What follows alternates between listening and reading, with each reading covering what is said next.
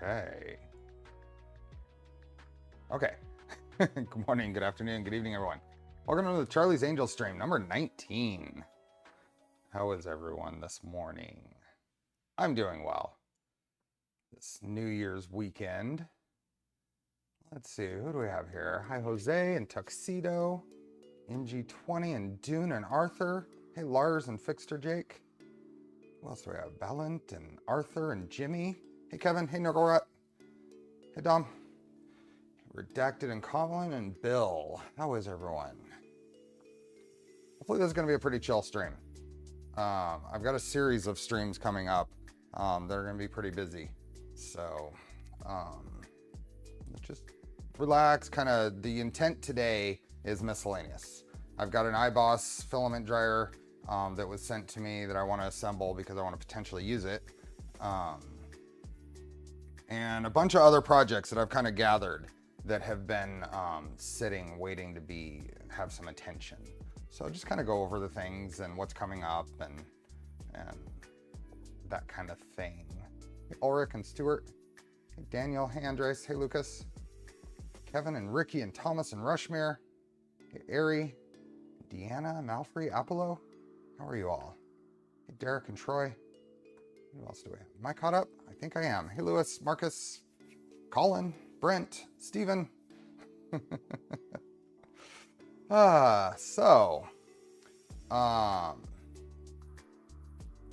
happened. Okay. I got a novelty coffee cup that's kind of cool. It's temperature dependent. You know, it's kind of cool as the coffee's being poured in here because the sabers go up. We'll see it without them once I'm done drinking or it cools down. That was one of my Christmas presents. And I got a cool shirt that I'm going to wear tomorrow. I like it. But I figured I'd save it for a Sunday stream. Hey, Brian. Good afternoon. Thanks for being a member. Hey, Anton. Corey. Roll call. We're all here. That gets longer and longer, but that's okay. I like it. Hey, Doom Crew. Doom Crew. I was just looking at zinc parts last night. Getting prepped to get those printed out and figure out what colors I'm going to use. So if anybody isn't aware, I have Zinc 2.0 is a foam flinging hand blaster, and the parts were sent to me by Doom Crew. So the intent is to build that one of these days. Nogorod. G'day, Steve. I'll be rebuilding Stealth Burner with a 36 RRF tool board while you do it. Oh, awesome. I'm intending to use mine because Jay gave me one at Smurf. I'm intending to use mine on a solid fork rebuild. That I'm not sure when that's going to happen, but that's what I'll use on it. I'm going to use that and the the Mellow 5, Super 5 or whatever board. I probably have the name of it wrong. I have a similar cut, but Predator Vision. Ricky B, thanks for being a member. 18 months. Oh boy, you already wear a cool shirt. I try to wear a cool shirt every stream. My closet is starting to get full though. I tend to buy the event shirts that I go to, and then any other shirt that look like they'll be fun to wear on stream. Hey Nathan. Hey Chuck. Can't wait to see your color selection. Yeah, we'll see. I'm gonna try a couple of things.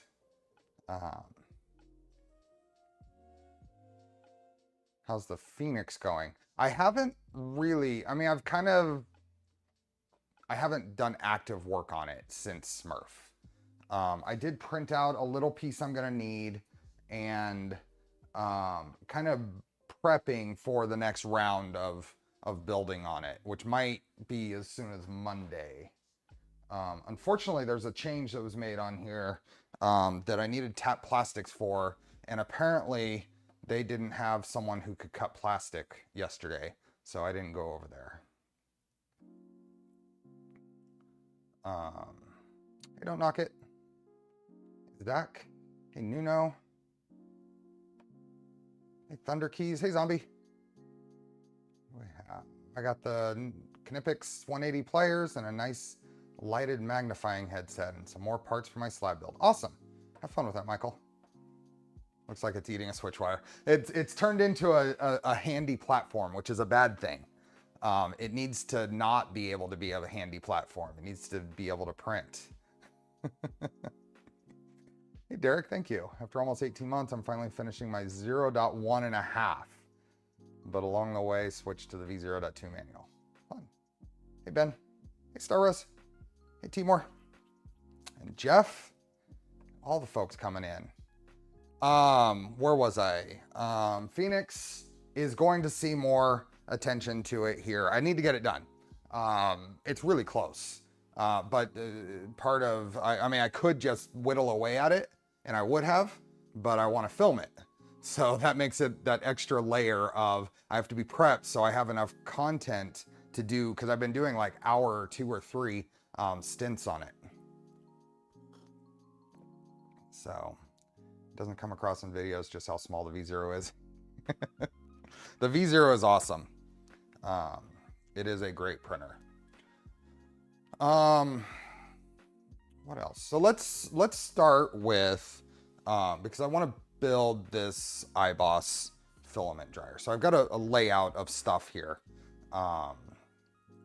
And some of it we're just going to kind of look at, touch on, visit a website, talk about when I'm going to do it, not time-wise, but in what build, because many of these are parts of different current printers. For the most part, these things are going to be modifications and revisions to current printers, which should have more of my content going on, because new printer builds, I love doing them, and I will continue to do them, but I got to figure out how to do some space management.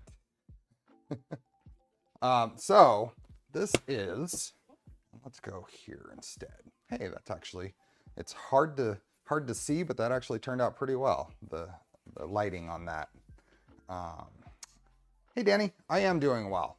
I'm ready to, I'm glad to have the rush of Smurf prep and Christmas over, and I'm ready to try to get caught up. My goal this 2024 is to get caught up on the little projects, the little things that I've been wanting to do. So a closer look at it today. We're going to skim all these things that are here. We're going to kind of skim and just kind of, I mean, a little inside look on what my plan is for the next little while. I can help with space management. I can send you my address and a TM. Auction off at Rocky Mountain. It's not quite time to start the Rocky Mountain crunch. I work better under pressure, so that'll probably be about April 1st. Rook build is on the list. Yep. I have to get my mind in the right spot for that and get the right parts combination going. Tom and the Recore is going to count on that board test rig, because that's what my intent is, to make it the first board that I look at on that, and I have been working towards that. Hi, the Eldar. I probably should have brought some of those parts out to show you where I'm going with that, but that'll be a whole other little project. So anyway, this is the Polyphemus from Eibos, and they did send this to me along with they've got this on their website. So along with this little extruder that is interesting, and because it's so offset, very difficult to put into any of my current printers. So I'm not sure what to do with this. But anyway, that's a side note.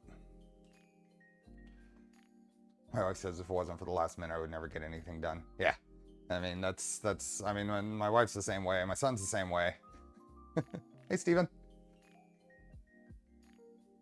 Hey, Korea, 13. Okay, so this is it. Oh, I was gonna switch over to their web page, just kind of talking about it.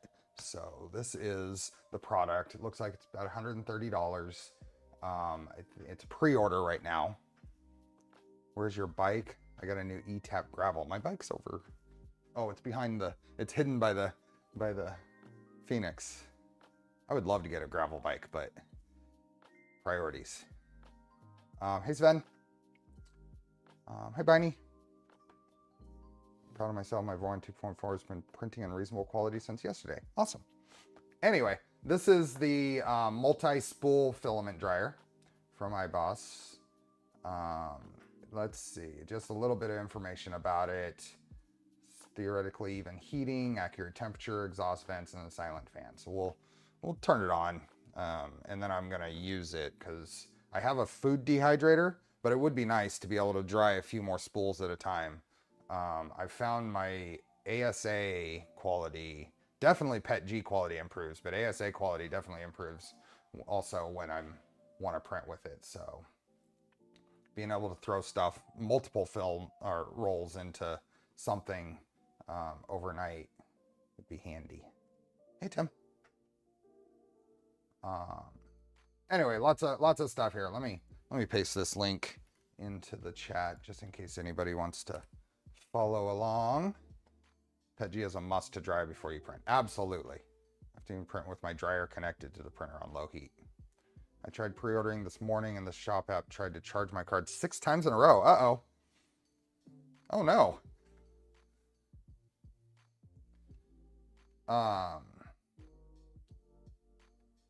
Anyway, lots of stuff here. There's some data sheets. It seems like it goes up to 7 DC, which is fine. Size, dry and storage, and then some installation stuff. So let's open it up and see what's here. I enjoy the snack, crackle, and pop of wet PETG. So right in here, and we have the product manual. And just some. I don't think this is going to take very long, but they did send it, and I do want to use it. I need something like this. The previous one I have, I don't use as much or at all. Actually, I used it once. But the way the heater works and going directly on the filament, I was a little concerned with. So this appears to be a little different. Power cord, a little motor for, I think it spins the filament. Depending on your model, the new body may have no constraints. You open the next day, it's filled with moisture, yeah. So I've cooked some spools with their mini dryer, yeah. And then today I'm gonna probably take a lot of side tracks, a lot of side conversations, because I want to kind of cover a lot, and this is the stream to do it in, I think. Something I've felt a little off in my streams. Not really. I'm having a lot of fun, but one of the things that I think I realized that has been bugging me during streams, especially, is the lack of organization over here. I have this is my toolbox, which is bugging me to no end. So this is going to get fixed, and this is my screw organization, because I have to go and get them from the other garage. So I've realized that I really need to fix that, and I think I'm going to feel just that little hint of anxiety as I'm doing stuff. Am I going to be able to find the next tool I need in a reasonable amount of time? So I'm making it my goal in the next probably days to fix that. The thing I love about this space is the space. I'm not cramped. But the flip side of that is organization, and being able to get to things I need quickly is terrible. The other shop, space was cramped, but I knew where everything was. So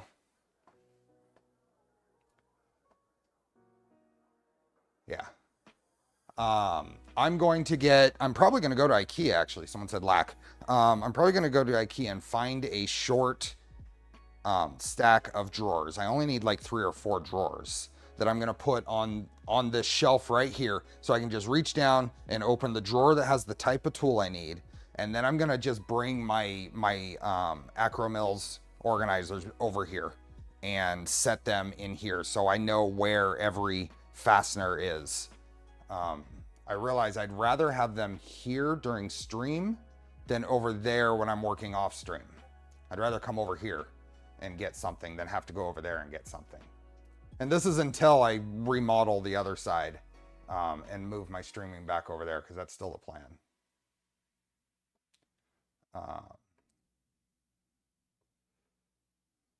Hey, Jack.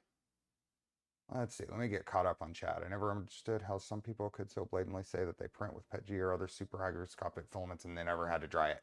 What's even more is people that say, I dried my filament and it's still stringing like crazy. Well, you probably didn't dry it enough. It's at least a potential factor. Forgot a part for the V2.4 build, V0.2 to rescue. Yep. I need to put, that's the other thing, is I need to put a V0 over here on my bench that's behind the work area so I can throw a print job at something midstream. I'm going to copy Modbot. What's Modbot doing?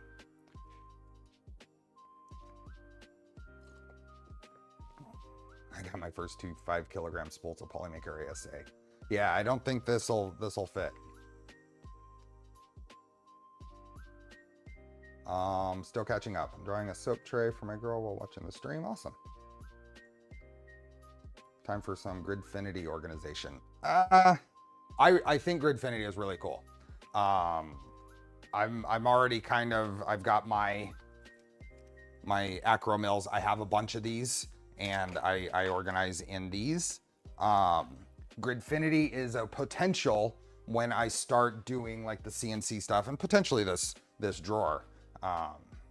But that's a lot of printing too. It is driving me nuts, Colin. I'm gonna have to just skip a bunch. Hey, Evil. Hey, Poity. Maybe find a wheeled something to move. I thought about that. I thought about even maybe using, you can kind of see it right here. I have an old Cornwell tool chest, but it's kind of holding like tape and measuring equipment and taps. It has a purpose right now. So I don't need a lot of space. So I think a short stack of drawers that I can fit into this center section of this table will be a good temporary solution.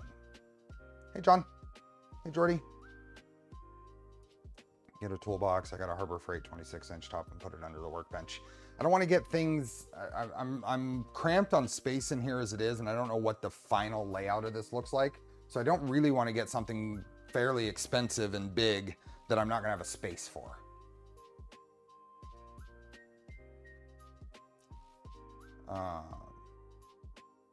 Give Penny is one way to use some of your 240 spools. This is true. That's very true. I've been printing a bunch of my little inserts with some old white PLA that I have. They look awful, but they're going to be functional. My biggest issue is being organized and being mobile, dragging around all the stuff from station to station. Yeah. You've seen my Gerstner setup. I love it. Almost 100 years old toolbox. Yeah, that's probably not big enough though, or something like that for what I need for this. Love the Acromills dividers, but the Acromills cabinet, not so much. They're okay. They tend to sag with weight over time, but none of mine have failed, so. Yeah, Home Depot to sponsor you and get a Husky storage thingy. The other thing, so we're gonna go completely skip topic to topic. The next thing I need in this shop though, that I need right away, is an air compressor. Any thoughts on air compressors? My requirements are as quiet as possible. I know none of them are gonna be truly quiet. Some panels here. And I'd like something probably 20 to 30 gallon. And vertical. I don't want horizontal. I want it to take as little space as possible. I think I'm gonna find a corner and I'm gonna plumb it in. But I don't want super expensive. brother has a nice portable one. I need something I can plumb over to the CNC for some air chip clearing. I want to be able to air up tires, you know. Made some suggestions. Might want to ask him. He lives the life.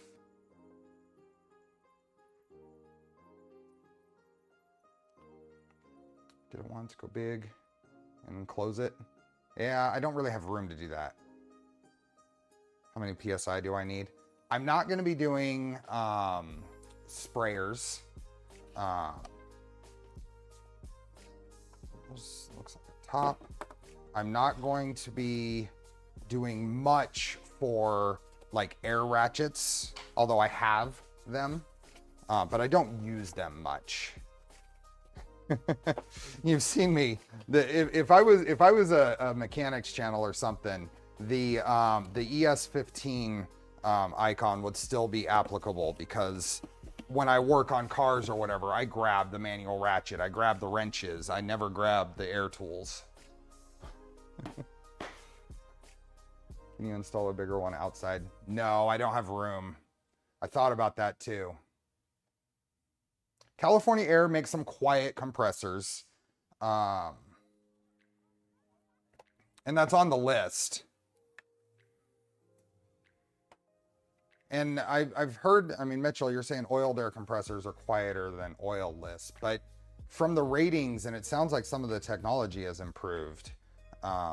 They're rated, and I know sound rating is all over the place. Similarly. Hey, Northern Customs. Next member stream involves a GoPro and a trip to Lowe's. 8-gallon hot dog, and it's quiet and works great. I want more volume than that. I want to be able to roll it around to, I've got to do some baseboards in the house, so I will use an air nailer, which doesn't need a lot of volume, but I don't want it to be cycling. But I don't want it to be cycling like crazy when I'm doing CNC work too. Hey, Akash. And I don't need silent, but I have a Craftsman 33-gallon 20-year-old compressor right now that probably hits 95 dB when it's running. You might want to print Modbot's handle for that. Oh, I think I remember seeing that. I might. Some of those are more volume over PSI. The rebranded quality name brand. I have one, it's been great. The Lowe's 26-gallon super quiet one, the concern I have with that, I've seen at least a couple of reviews where the regulator has problems. I gotta figure out what I'm doing here. Let's see. Get oil as much quieter because oil gets in the air and water and it's messy. I got a Harbor Freight quiet compressor. I've heard the Harbor Freight ones have gotten reasonably good. You'll have to find the right balance for your needs between money and sound. Absolutely. Wish I had Lowe's in Quebec, bought Ronin. Did you look into IR camera? A little bit, but I didn't keep going on that. That's one on the list. I have a 20-gallon California Air plumbed in and a Senko tiny hot dog for nailers. Used to build their own compressors. Yeah. Hey, Jack. How do you like that 20-gallon California Air? Is it the aluminum tank or the steel tank, Bill? Okay, so step one. We've got, which one? Are these the same? These look to be the same. These are not the same. This is the top one. So this is the bottom one. This is the top one, I think, because I think the handles go into these inserts. I have the 60-gallon. It's not super quiet, but has lots of volume, so it doesn't run very often for small things. Yeah. Maynard's also has a quiet unit. I don't have any Maynards close to here. Milwaukee has battery-powered nailer, no need for air. Those are expensive. Oh, I'm starting to lose the sabers. It's getting colder near the top. Steel tank with auto purge. Okay.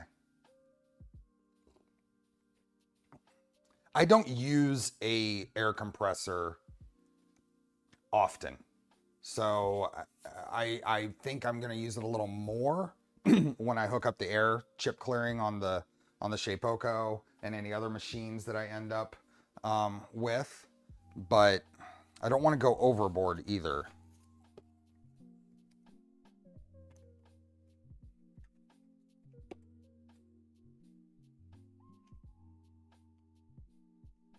Okay, so these are symmetrics. So these go in here.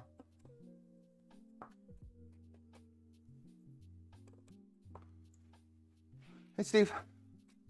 Should purge my tank. Yeah, I need to do that on this Craftsman. I'm gonna give it to a family member. Okay, and then do I have a? There's some fasteners. When you get the 1500 watt CO2, it will come in handy. This is true, because I'd really like the 150 watt CO2 is probably not in the cards for the size, but I'd really like a 60 or 80 watt CO2 at some point. Once I'm not even thinking about that until I get this this garage kind of organized. Are there any? Yeah, a bunch of screws. Okay, so then we've got panels. So is there any indicator on what's the front? Go purge your air tanks, yes. Ooh.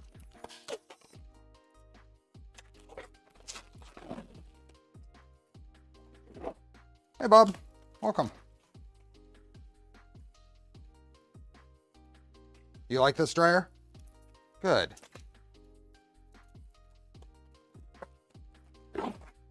I'm hoping it's the ticket for what I need.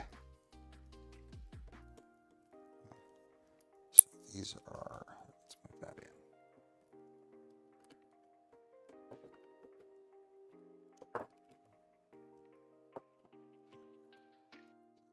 There. Hey, Ken. It's like 2-stage compressor if you plan on getting a big CO2 laser. Do something about drying, still using a dehydrator. I use a Rosewell brand off of Amazon that I bought on some sale years ago, and I cut the centers out of the shelves, and it works really well. I've had many cases where I've got a horribly printing PETG mostly, and it clears up the quality really well.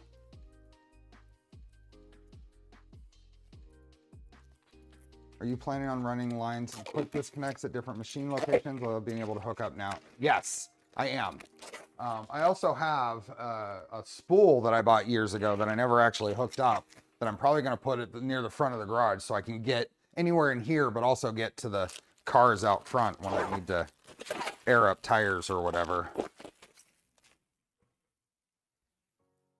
They have really cool air plumbing kits that are pretty much the same as a large Bowden tube.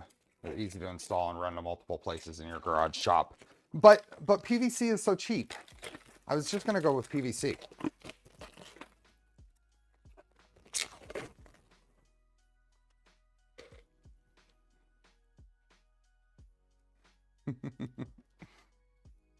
I hope everybody knows I'm joking. And just in case, never plumb air with PVC.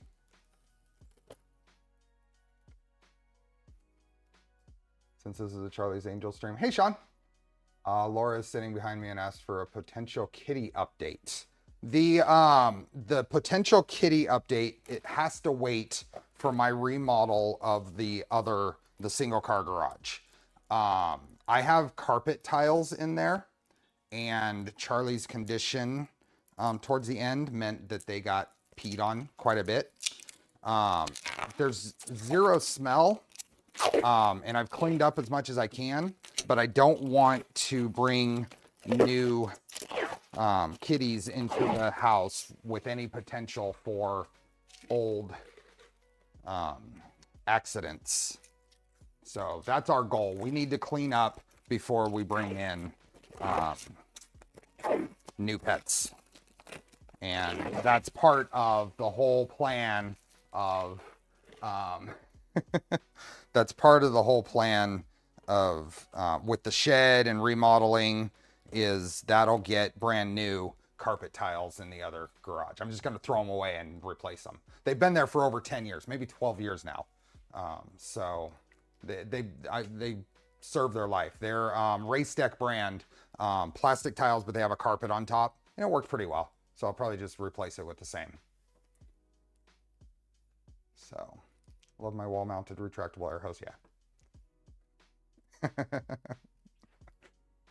And a dryer almost a requirement for Fit G, but even ABS prints improved greatly for me with one. Yeah. I haven't found ABS. ASA, absolutely. But it's dry enough here, I guess, that ABS doesn't seem to be impacted to any noticeable degree. PVC will shatter. Do not. That was totally joking. Do not use PVC for airlines. Kitty would move in and be like, sniff, sniff. Oh, room size litter box. Yep, exactly. Get to it. Yes. Hey, Joshua. I love my Max Line air plumbing.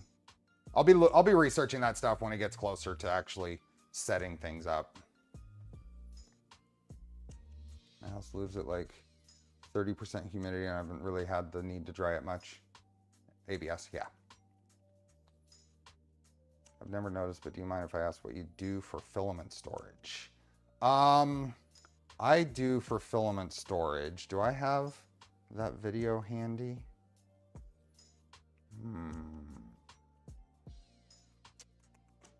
I don't know where that video might be. Yeah, it's on Discord. I did a video on Discord.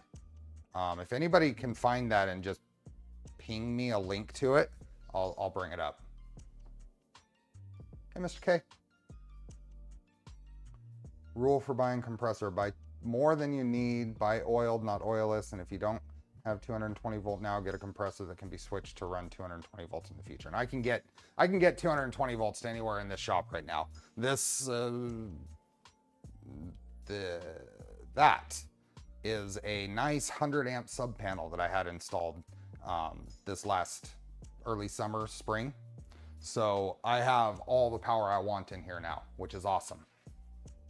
There's below it are two dedicated 20 amp gangs and a 220 volt 30 amp, I think, socket. And then I have a couple of 20 amps on this wall and this wall. So I'm working on an Enderwire, and I swear this thing is cursed. Any chance you can post your config so I can't try and find the problem? Yeah, ping me, Brent. Discord is easiest.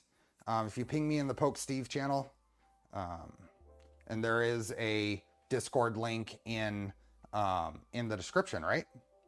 Is there one in the description? Yeah, yeah. So there's a Discord link in the description.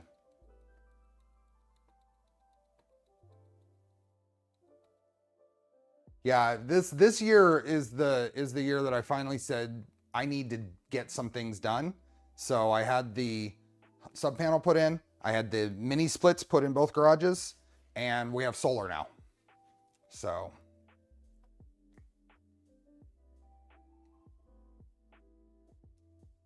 just got my first filament dryer recently. The humidity is often above 70% here. Wow. Oh, and Nathan, I printed that bamboo. Oh, it's right here. I printed this is Nathan's remix of a bamboo tool head holder. I'm gonna put this on a printer. So I haven't installed the hot end in here yet, but I'll let you know. Just got my from the humidity, yeah. Will be all fancy and stuff and build pneumatic driven switches and levers for controlling ventilation on machines? Probably not. Probably not. Okay, what do we do next? We put this top on. Oh, so I think we'll work our way around.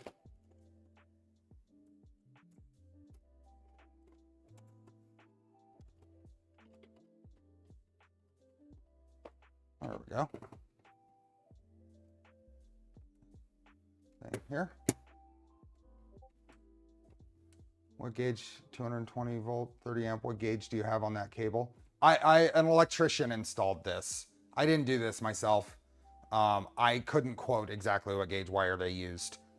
It was all to code and inspected and permitted. So I pinged you for the filament storage video on. Oh, thank you. Let me bring up. Someone was asking about filament storage videos. Let me see if I can bring this up. Okay,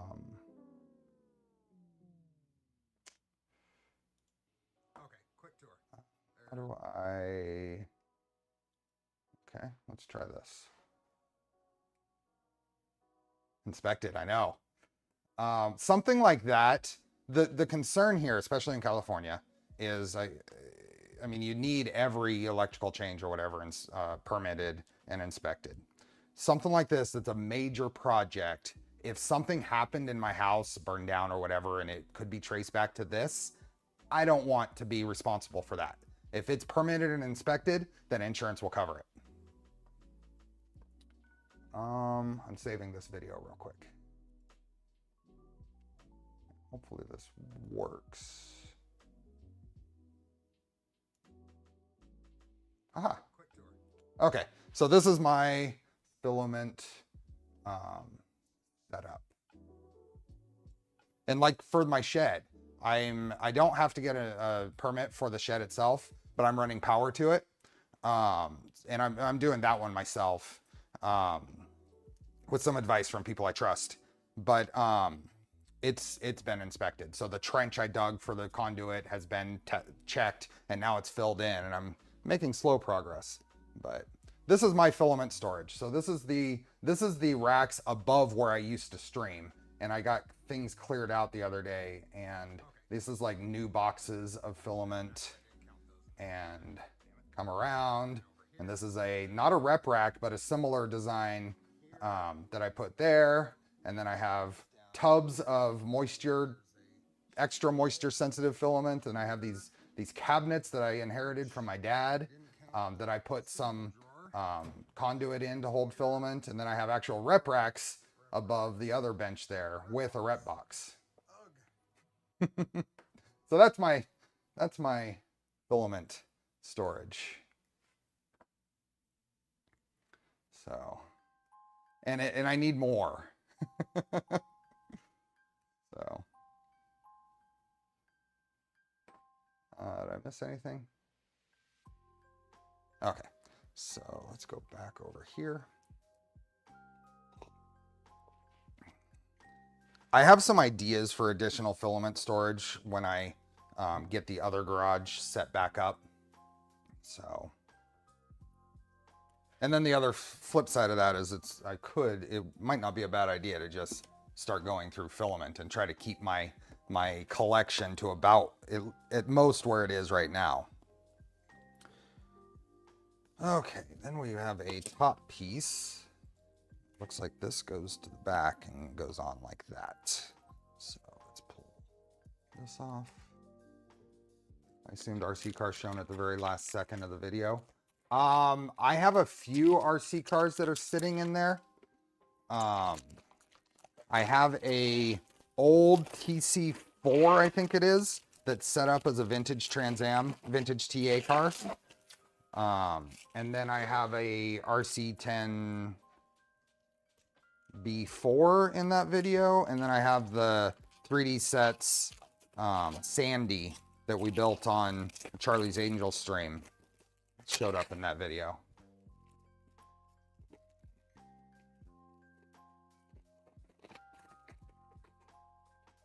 You had me at Trans Am. Thank you. Your storage solution is dense. Thanks. Hey, Mix. Okay, so I think that goes like that. And then this handle will go on here like that. And I think this is somewhere where Daniel had trouble with this handle, right?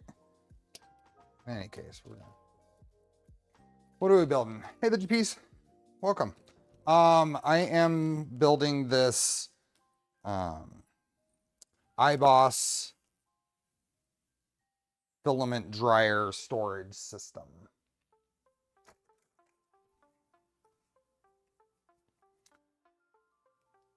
Confused with someone from Florida.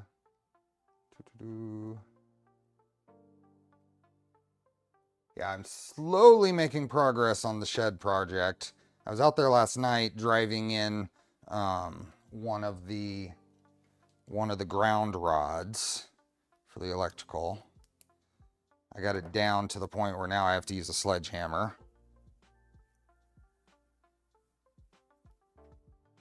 The little framework here, I'll show you. Bring up. I mean, it's going to be camera pointed at phone, but whatever. This is where we're at right now. So this is my backyard. This is the shed foundation, kind of the 4x6 pressure treated wood frame. The black pipes in the middle. The house has a corrugated drain system coming from the backyard, so I figured I'd put something below the shed so any water that collects there will get funneled to the front yard.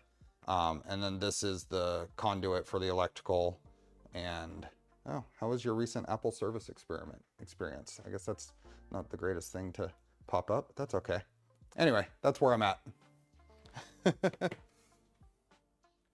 And I drove in one of the ground rods. There needs to be two. They have to be separated by at least 6 feet and go 8 feet into the ground. In your climate, you can dry pour the concrete slab. I'm not going to be using concrete. I've set it up to do crushed rock.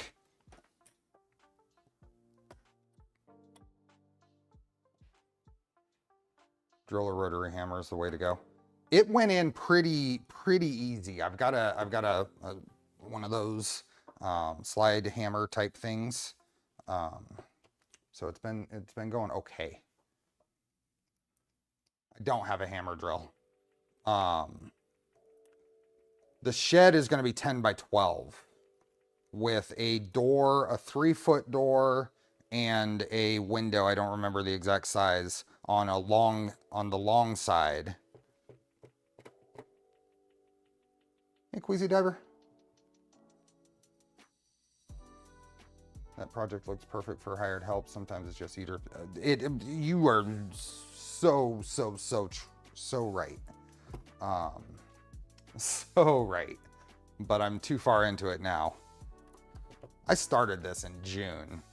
And then I remember I had that tennis elbow problem. So that really impacted my ability to be out there digging. How long will the Phoenix need to print the shed? That's funny. It's one of my member. How can I know you gifted me a sub so I can thank him?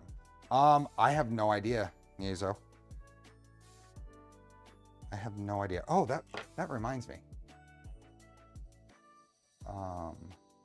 This is funny.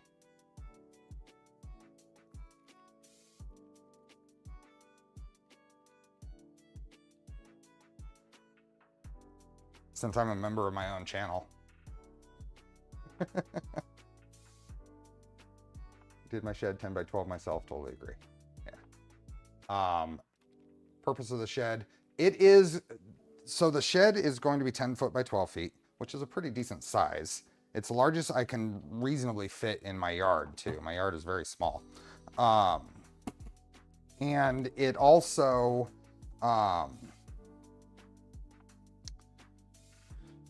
it's going to be powered, and I'm going to later insulate and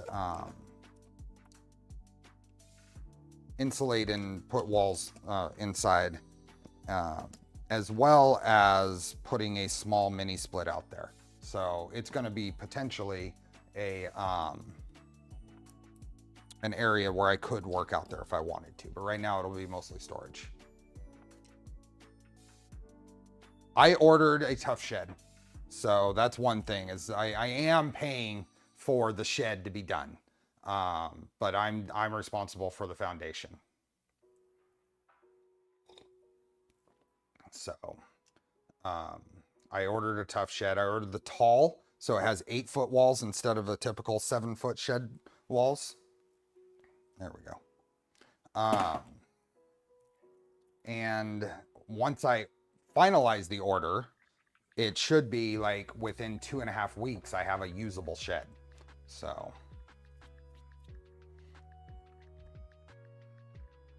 Also got a tennis elbow about the same time as you did, and it's still not 100%.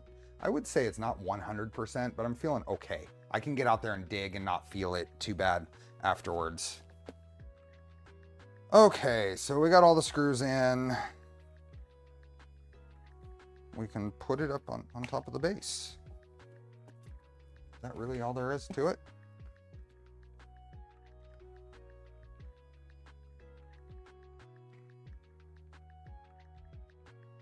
Oh, that's the back. It's like there's a little vent here to adjust how much air can come out.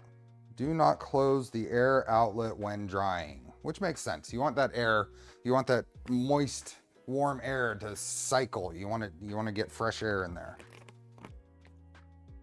Oh, and then we just use it.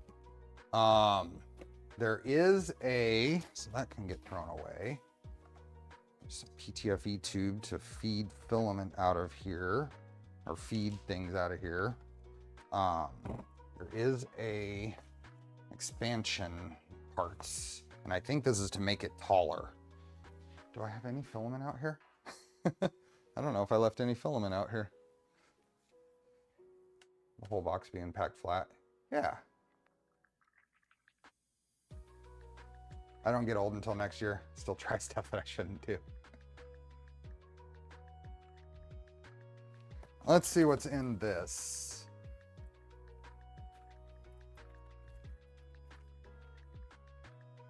Oh, I already opened it. So there is a expansion. So how does this work? Some extra acrylic spacers. And does this whole thing, or is this?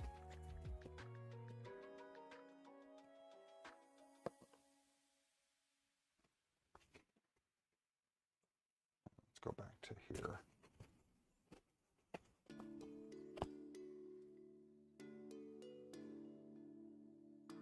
So I've got this and this, and then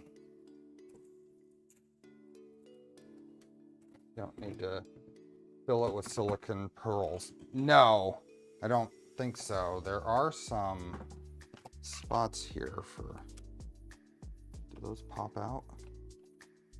There's some spots here. I don't know what that's for. That's for that. Hey, Mootlu. Hey, Woodcat.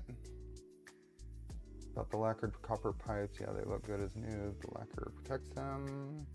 Ground doesn't really freeze in winter, so no heaving. Yeah, it doesn't. We're not quite there here as far as climate. Okay, I got a bunch of these. Let's see if there's some info here. Seen some reviews.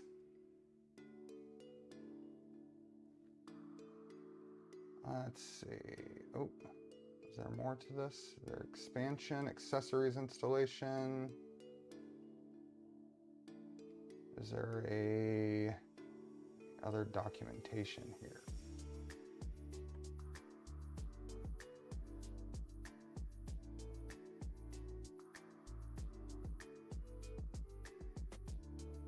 No.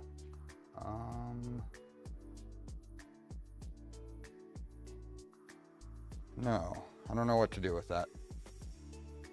That's for desk and silicone gel. Let's see.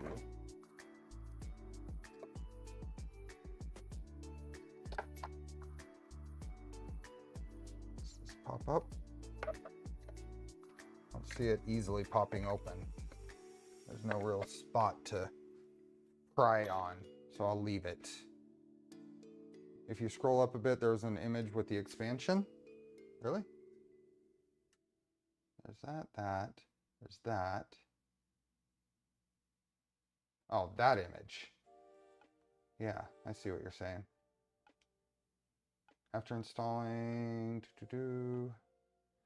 expands from the original 200 to a large 250. So it can fit, with this expansion, it can fit what looks like a pretty big spool. I don't know what, oh, 3 kilogram spool. It'll,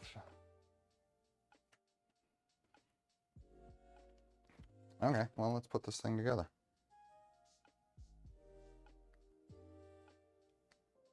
I watched Doctor Who, does that count? I'm fond of Doctor Who, but to be honest, the way I watch Doctor Who, especially, I just got used to it because it didn't come out here in the US current. I wait a while and then I just binge watch it to catch up. But I enjoy Doctor Who. This came with the corners here. And at some point, I got a mystery package through Amazon that I had no idea what it was because the only thing in the package was these, which I think is an updated version of these.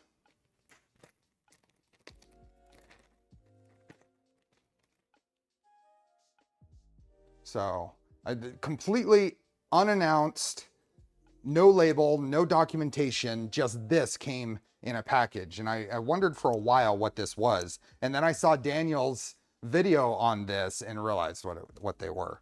So let's compare one of these. Looks like they're slightly different, could be slightly different. Oh, they're different lengths. That's a big thing. They're different lengths. Okay.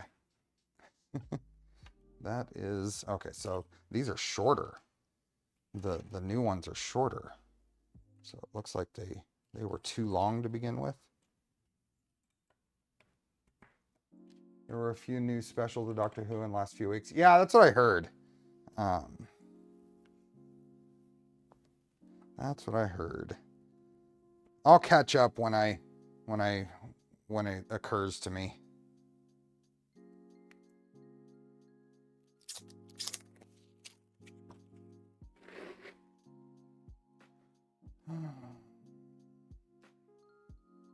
This is making the filament dryer box bigger on the inside. Yes.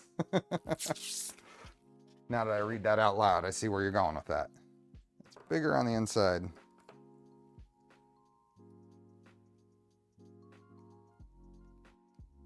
The new series Monarch is pretty decent.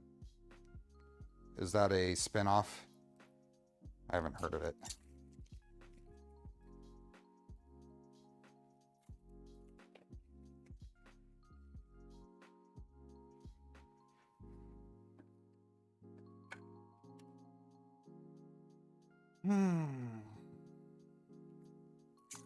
We will be back I will be streaming tomorrow. We'll be back on the switch wire build. And I think that's probably going to take at least 2 more streams. So tomorrow and then the following Sunday. This week, keep an eye out. I will be streaming during the week. Like I had mentioned, I wanted to start some weekday streams to catch up on some projects. We will be building or putting together a Prusa Mark III's to full Mark IV upgrade kit using ASA printed parts. And I'm doing this for Pooch. Pooch is updating his print farm. And one of the things he wanted to do was replace all the printed parts with ASA. So we wanted to do a check to make sure everything would go well. And that's that. So.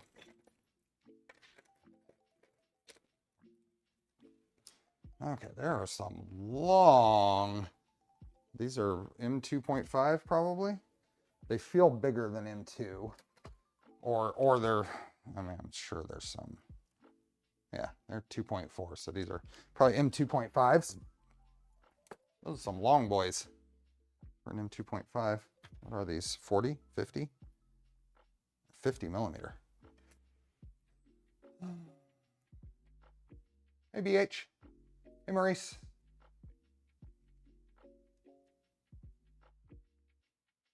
It works with ASA. Hey, Dr. Dave. Got back from lunch. Awesome. Is that a switch wire in your Phoenix? Yes. So the GPs, we went over a lot of the Phoenix. We can look at it again. That's definitely fine. I'll roll it over behind me here in a minute. We went over the thing when I got back from Smurf. Okay, I'm guessing. Do these just? Oh, these go all the way up and screw into the bottom of this. Okay, so I was wondering how these were going to index to each other because there are no indexing features on here. This is just flat on both sides. So what happens is I remove those screws on the bottom and put this together, and then these screws go all the way through and lock it together. I don't have any 3 kilogram spools, so I don't think I'm actually going to install this. I'll keep this off to the side in case I need it, but I don't think I'm actually going to install it. So let's put this stuff away. Hey, DBR. You scale the Prusa parts for it? I did not. I have done Prusa Mark III updates in ABS in the past and did not scale the parts and was fine. So, and Pooch has actually done a couple of the updates with ASA parts, and he didn't scale them either. So, hey TJ.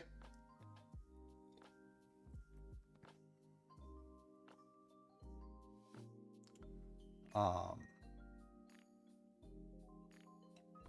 no, the GPs. When I went over the Phoenix, it was right after Smurf, but I can definitely roll it around behind me. There's no agenda here on this stream. I wanted to get this assembled, and plug it in. Let's go ahead and plug it in, and then just kind of touch on other projects that are coming up. Just kind of hang out. That was the theme of today. When you do the upgrade, get yourself some rubber cement for pieces that you have to put square nuts into. They have to do upside down. Okay.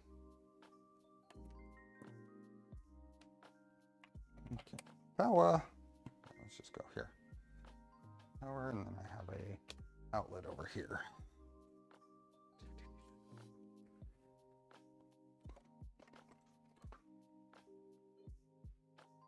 Oh, there we go.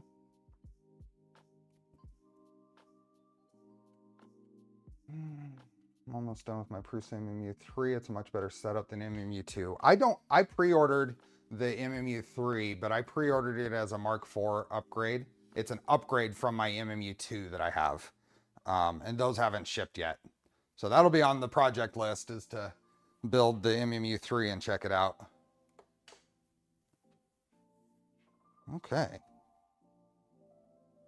Oh, screen's warming up. I was wondering. It was kind of hard to read there for a second.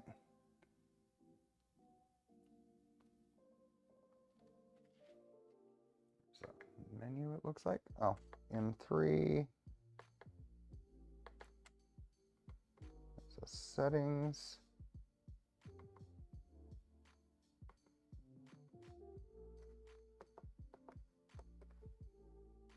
Oh, there's a motor that goes on here. Where's the instructions for that? Be able to are upgrading ERCF V2. That looks really interesting. So it is potentially on the project list. Sanity. Hey John, welcome. Max temp I think is 70C. Is what it says. I don't know what it'll actually hit. Oh, it's blowing warm air.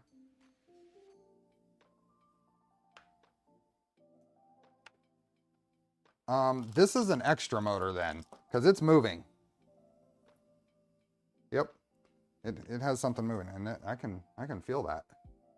Hope you don't mind me mentioning. Don't miss Nero's big giveaway. I do not. So everybody, Nero is doing a big end of year celebration stream. It will be, I think it's What time is it? I don't mind that at all.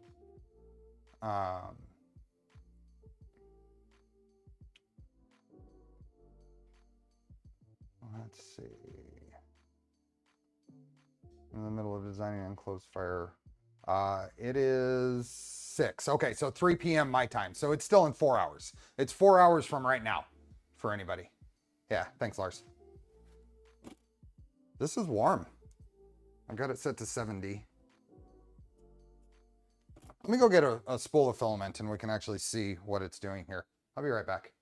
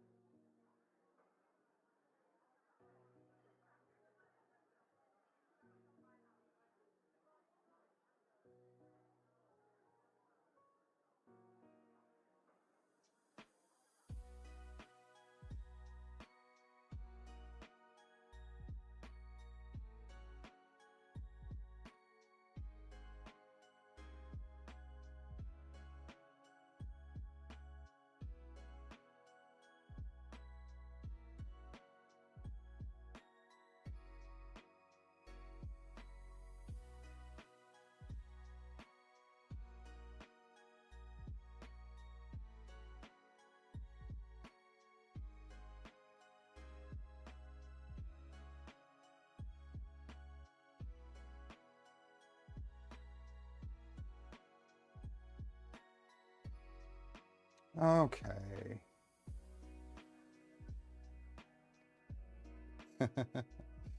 Just finished the RCFE 1.1 with all the latest mods. I'm just adding the cottontail to it. So let's just throw, that is warm, but will that actually move? It doesn't actually move it. Let's see if it'll move this one. Yeah, that shifts a little bit. There's not a lot of friction on there. Oh, there it goes. That one's moving. This plastic, it's not. So what is, there's some things here. There's some O-rings here. There's some plugs, I think, are to plug up these openings in the cover. It's not going to, it's awesome, big giveaway, but it's still going to be awesome, especially as it's supposed to move. This one, the cardboard spool is moving. There's enough friction on the cardboard spool. This one is trying to move, but it's not. Anything keeping it? Oh, there it goes. Here, let's put this on here.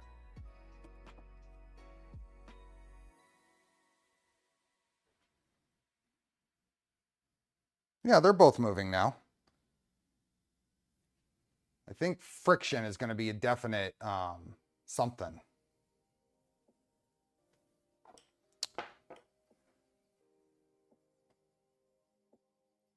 Hey, Ben. It's a little bit of a rotisserie, and I imagine that that's just for the drying. If you have it sitting here drying, you don't necessarily want that running if you're going to be printing out of it. So I think you hit this button and it turns that off. Yep. So there's a button here to turn that off. And then can I change the,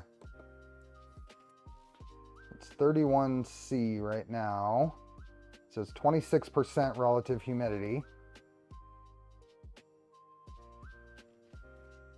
What else can we do? You have a sideways view. Yeah. Do like that, and then I can hit that button again.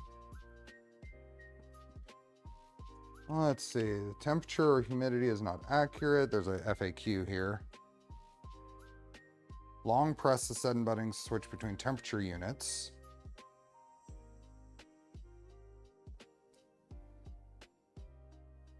How do I change the temperature?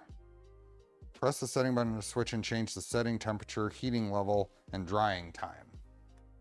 It is not noisy. I hear a, here, let me see if I can turn off the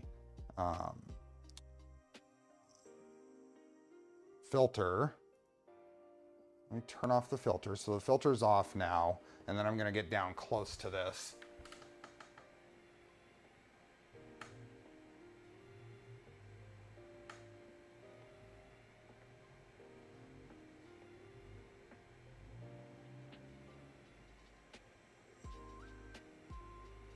don't know if you could hear anything.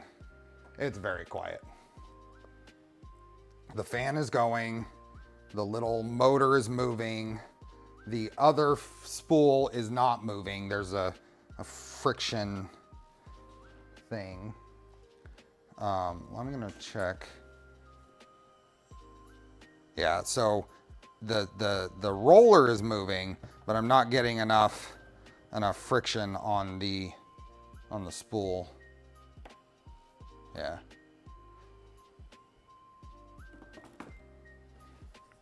Well, this is ASA and this is ABS, and I'm not going to be running them here long enough to actually check, but I can check later. Let's see what this says. It says we're at 22% humidity. I can change the temperature now, hitting settings, and then change the temperature. I can change the fan and the time. So it's going to go for, it looks like it's going to go for 12 minutes was the default. Is the O-ring to put on the roller to make contact with the spool reel? That's a good question. What I suspect this is for is to keep the spools from drifting. Because this isn't going to, you can't ensure that the edge of the spool is going to be on here. I wonder if it would work to maybe put a piece of tape around the roller. Hey, Scotty dog. Maybe pick one of these up just for the quiet aspects. The Eibos is a bit loud. Yeah, it is quiet. I would have no problems with this sitting there. It's way quieter than my food dehydrator that sits next to me at my desk. This is way quieter than that. And it is putting out some heat. This little vent here is warm. I have any way of measuring that with, I have an infrared thermometer somewhere. What about some fat rubber bands around the plastic spool edges? I mean, sure, I'm sure that would work.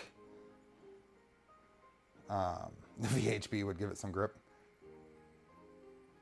Yeah, my dehydrator works fine, but you're right that it is not, it is loud. I'll put the extra parts in here. Skateboard tape. I do have an IR temp measuring device. It's somewhere.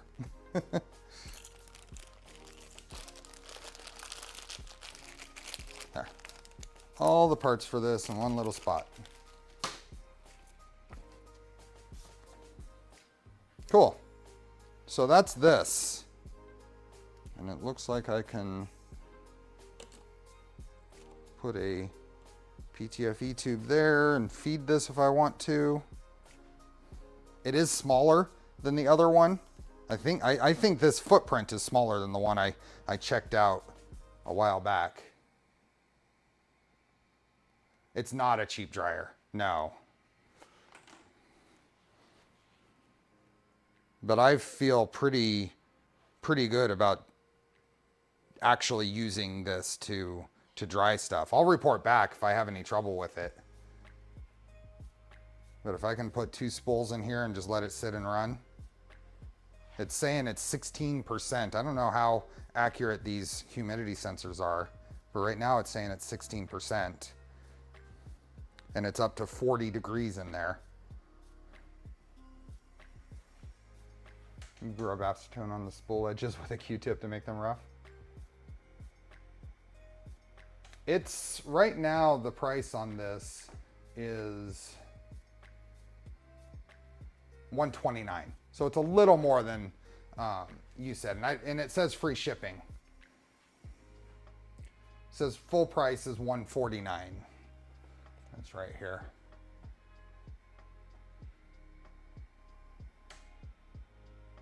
I can't say whether I recommend this, Blake. I don't tend to do reviews. I try to frame things that I do here as, let's put it together. What kind of problems might I run into as I'm putting it together? That's the same with anything. It's really about if you watch the whole process for assembling something, you can make your own decisions on where the pain points might have been. So, hey, Shammy. So I don't know if I recommend this. You've seen as much of it as I have.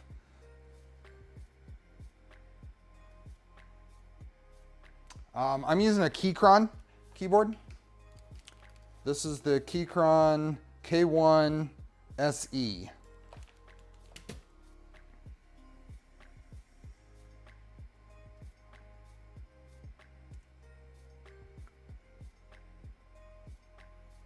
Yeah. So I agree, it's pricey.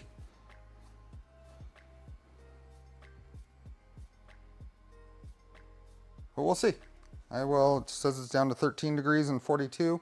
I'll just set this over to the side and let that run. So,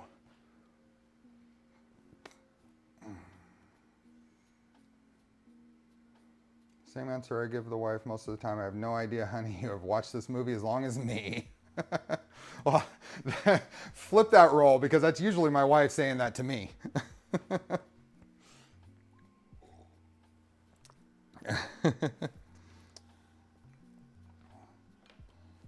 Put some beef strips in there. If you make jerky, then it's as good as your dehydrator. It says 12% and 43.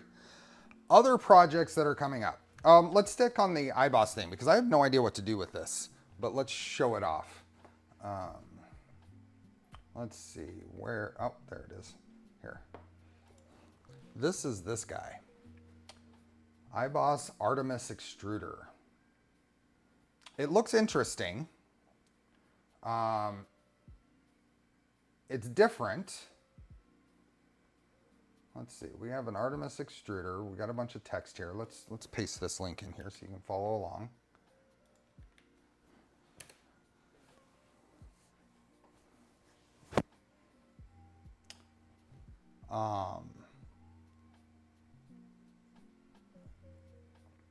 It's 105 grams, they say, in a fairly small envelope, but the particular layout makes it tough for me to use.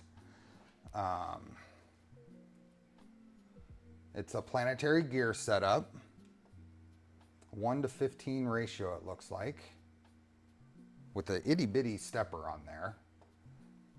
You should snag a $100 Ender 3 to try this random crap on. I don't have anywhere to put it. The stepper is in there, yep. I don't need to make a profit on my junk in time, the joy of being retired. I am so about, I have no desire to sell anything. I don't want to, I deal with customers enough. I deal with engineer customers enough in my day job.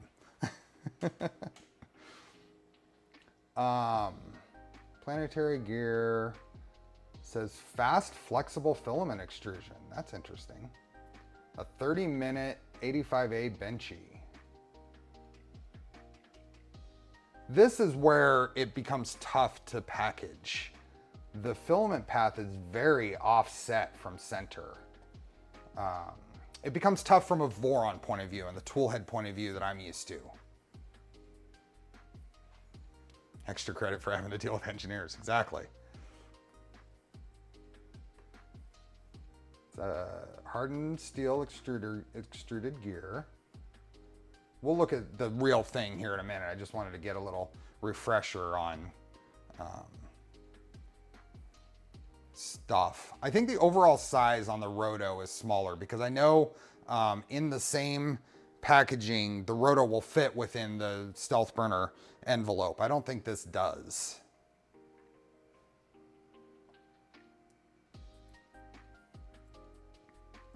Would you like an Ender 3 for a test bed printer for the shop? I've had Ender 3s in here. Right now, I appreciate it, but I got to figure out, I've been using my other printers as test beds.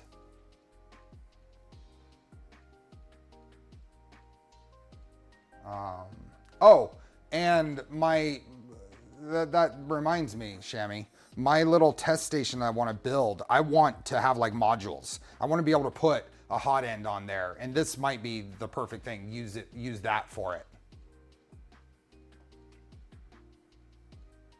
Less feeding losses. The Artemis rethinks filament drive mechanism for high-speed 3D printing. Conventional dual gear extruders, a braid. So it's a tooth gear and an idler. Yeah, so let's look at it, the physical thing. Is this extruder compatible with any known tool head? I don't know what files they've released. Let me see, do they have, there are step file, nope, not step files. It's steps per millimeter. I don't see any links to, let's see, I don't see any links to printed adapters or anything right off. But is that a V-groove idler? I don't know, let's look. So this is it, and it's got an interesting little tensioning setup here, kind of going from the side. Little itty bitty thin, what is this guy? Eibos stepping motor, type, and then a part number, and then a date, August 3rd to 2023 it looks like. But a very thin stepper. Some assembly required. It is interesting also that the planetary gear here is exposed on the bottom. You gotta pay attention to that in your design.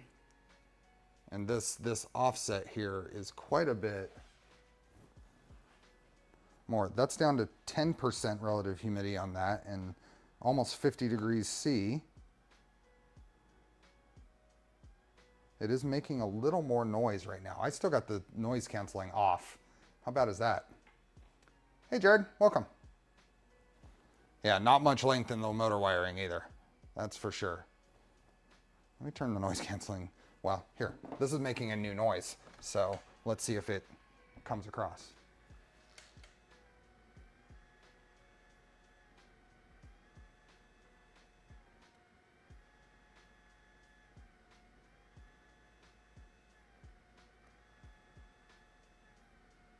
It's kind of a surging. It's not loud. Oops. I got it up on top of the.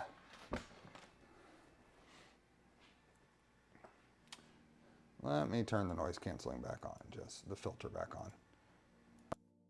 There we go. Must be the motor's making a noise trying to push the filament. Yeah. Both of them are moving.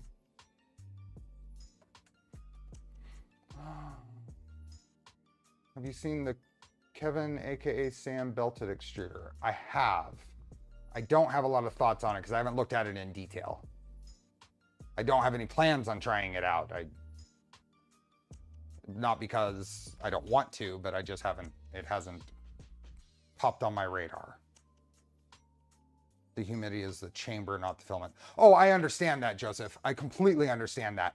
It's reporting that chamber is at 10%. I know that it's not measuring the filament humidity. No.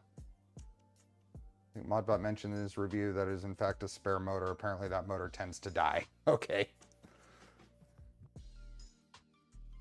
My current dehydrator doesn't move the filament.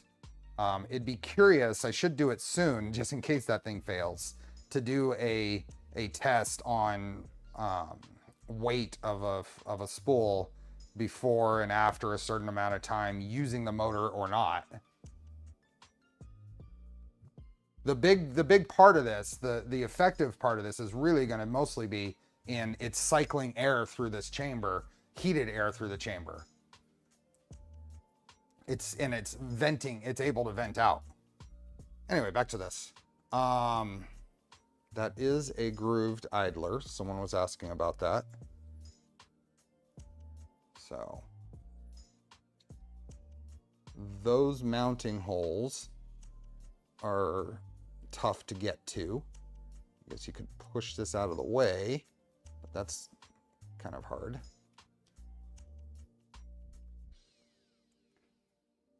Hey, Iridium. If your filament was 10% water, you would have issues. How about using rubber bands long enough to wrap around the plastic spool's edges to prevent it from slipping? That would work.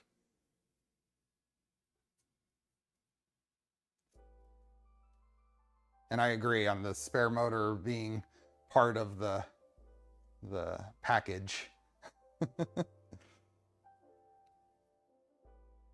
If that was not running, let's just turn that off.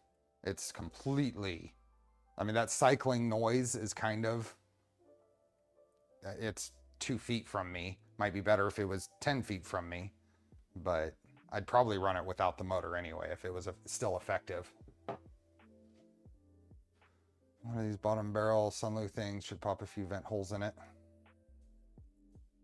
I think a key thing, I would not really be interested in one of these dryers that didn't have some active air circulation. I know there are some out there that don't have active air circulation, and that I don't think that wouldn't interest me. So we'll see how this does, since it does have that air circulation. The air blower or the spool spinner? It's the spool spinner. It's a little DC motor, it looks like, with a gearbox.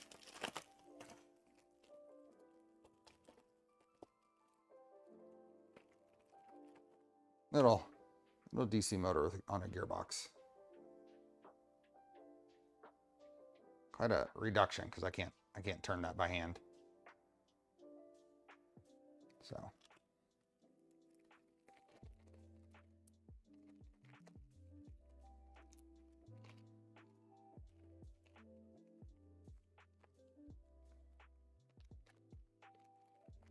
Okay. That is the Eibos stuff. I honestly don't know what I'm going to do with this. They sent me a file for a V0 to adapt it to that. It moves the tool. The problem is it's a CAD. It fits in CAD, but on the tool head. It hasn't necessarily been checked within the assembly. I'm pretty sure the way they did it will compromise some travel on the right side of the printer. And it also, it's a super basic CAD adjustment in that it probably requires supports to print, and that immediately turns me off. What else do we have in here? A few spares, a wire extension cable, extra spring, a little mounting. Oh, a little rubber mounting, flexible mounting thing.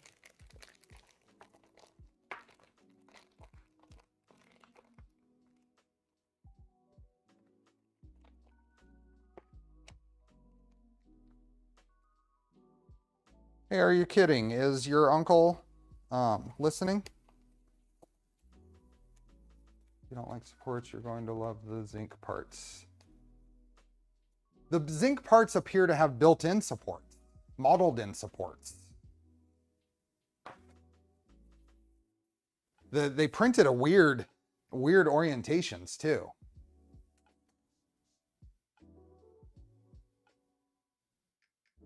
Support required to print. They haven't worked on model enough.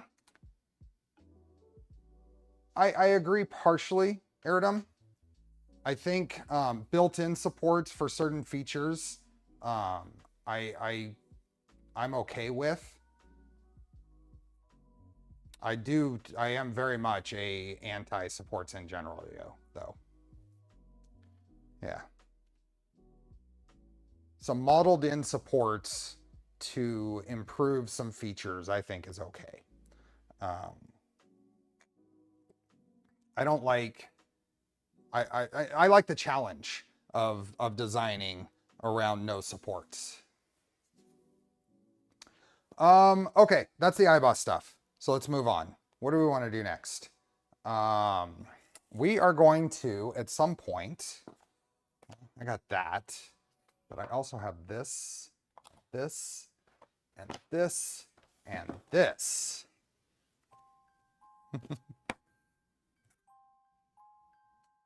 He's very tired, no energy. I spent 10 days with him. He could talk while lying down, but only set up to eat and drink. Okay. Well, we wish him the best. Huge tool tray out and sort it. I know. I will sort it when I have somewhere to put it in. This is all. So this, what did, Mello sent this to me at some point with nothing, just, it was in a package of stuff. It looks cool. They have some printed mounts for it. It'd be cool to set up at some point. But this is the other stuff. This is for the VZ-Bot. Irony of sitting in clean support of the Braun tab R8 while you speaking about printing without supports. Well, that tab, the modeled in support on tap, the one for the MGN rail was inspired by, I modeled the original version of that. So VZ-Bot, aluminum, X-rail, X extrusion. I'm the only one hearing the Halo music in my head right now.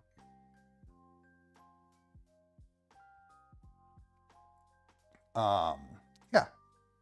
So I purchased that from their AliExpress store. See you, Nathan. Have a good one. So that is going to go on the VZ-Bot. And then these other bits are, this might be easier. So this is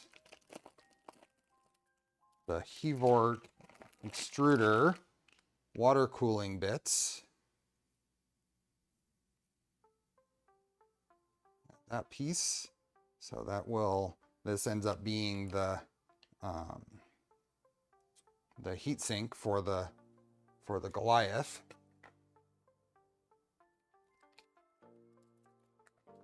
Chasing grams again. Not chasing grams, but just doing the upgrades, kind of following in line with what Vez has done. So doing a mild water cooling setup for fun. This is the, there's a heat break and a adapter that gets on there. So these were all got from Mello's AliExpress store.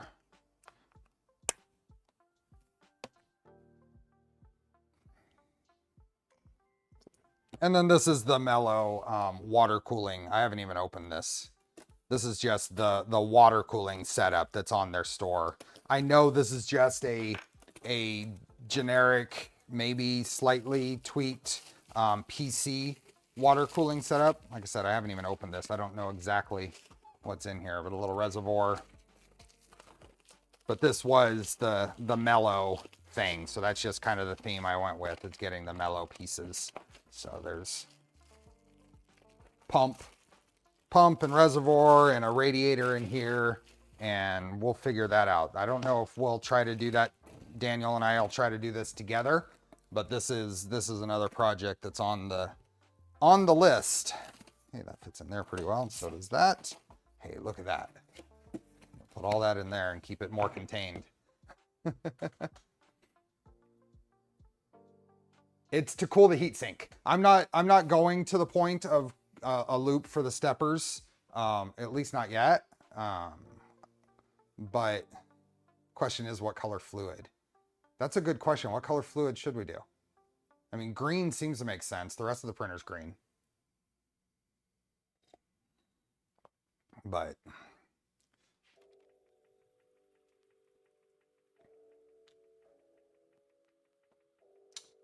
who else did we say? Changed the music since 2 streams ago. So the music going right now is the one I always use. Last stream, I did have a Christmas mix on.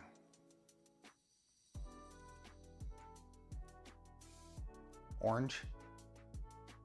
Oh, you know what? I think we might have been talking about that. If I remember right, Daniel and I might have been talking. He might go green and I might go orange.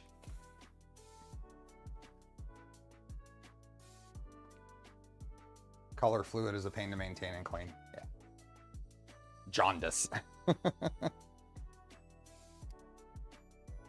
Fluid did. Okay, that's the mellow stuff. What else do I have? I have this guy. Have you guys heard about this? This is kind of cool. Oh, I got pieces. And so this is a skirt button PCB from 3D Experts. I have a page on here for them. Where is that? Probably this one. Yeah. So skirt button. So my plan. So the person behind this project reached out to me and said, hey, do you want to give this a try? And I said, cool, because I think this would be really neat if I put on Tridex. And I set this up for engaging some macros for like changing tool heads and stuff.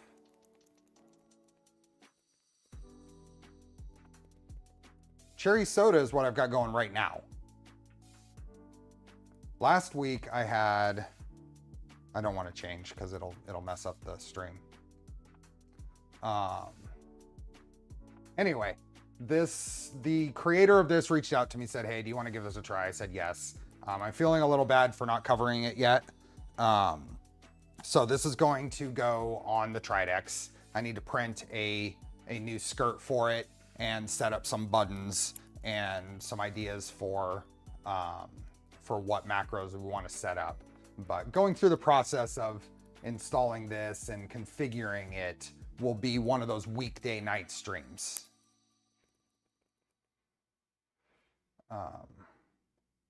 Yeah, I don't know, Tuxedo, if they change the mix. I use Apple Music. I just play it on the computer here and I pipe the sound into OBS.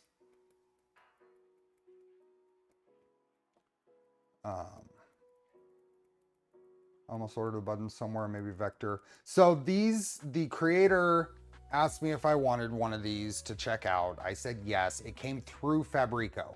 So Fabrico carries these. Because these installed a while back on my 2.4, I removed them to use a different skirt, but they worked well. Awesome. So yeah, we'll go through the whole setup. I just got to get a few things printed for it to make it work. Can one of the buttons be configured to shut down Linux before power off? I don't know, maybe. But my immediate thought was that Tridex would be the cool one to try this on. So, oh, I mean, we're showing that, and I had this thing out of the packaging, and I never actually showed what we have here. So we have a little skirt button PCB with a lot of extra I/O, and then a series of buttons and LEDs on one side, so we can print the skirt for it and print some buttons. And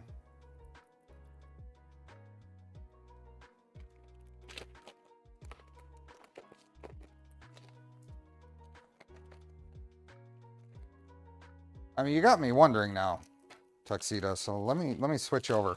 For some reason, in the last couple of streams, my Chrome instance will not load Apple Music. So I have to run an incognito window, and then it'll let me log in and play. So let me see. I think I can bring this over here. This is what we're playing. This is what's playing right now. Glitter Hall is the current song. And this is usually what I do. I pull this up and I hit shuffle and I hit loop, and that's it. So if they change something, then that's fine. But I'm running the same playlist. Okay, so that's that. Kind of going through. That's Tridex, and I've kind of talked about, but I don't really have the things to show off for Solid Fork. So we're going to do a refresh on Solid Fork, and part of that will be a RepRap firmware, mellow tool head board and control board. And we're going to remove the MKS board that we set up in there originally. And that'll probably be part of a full refresh on Salad Fork. Other projects, I have kind of gathered parts for other wider or overall printer refreshes. So I have my green V2. I think the last time that saw action on the channel was when we installed the Euclid probe on it. So the green V2 is going to get special, that I've had these for a long time, but I'm gonna install these backers, these titanium backers that John Whopping Pockard made specially for me. So look at those, isn't that gorgeous? Do you have planned when the positron build with Nero? That has not been scheduled yet. We are going to do a collab build, me and Nero, of positrons, but it hasn't been scheduled. There are some tweaks to the kits that are coming. Did you say you also have the disco fan skirt PCBs? I do, and we could put those on something.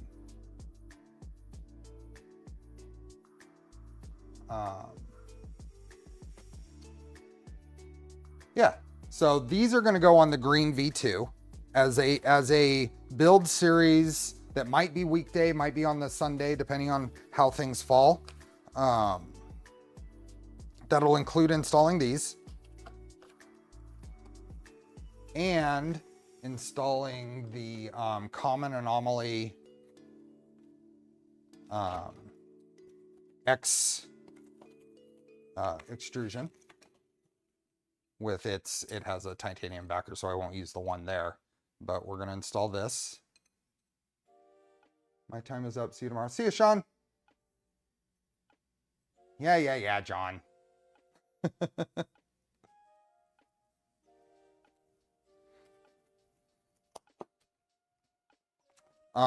And then there are some XY joints to go along with these. Now Fabrico provided these. So we're going to use these XY joints and the extrusion, and we're going to put this on that green V2. And that'll include, so other things, other parts of this project is that will include setting it up for an umbilical, Bowden or filament path or wiring path, tool head wiring. And what else? That will probably get, I'm hoping timing will work out where that will also get a Leviathan and Nighthawk tool head board. So.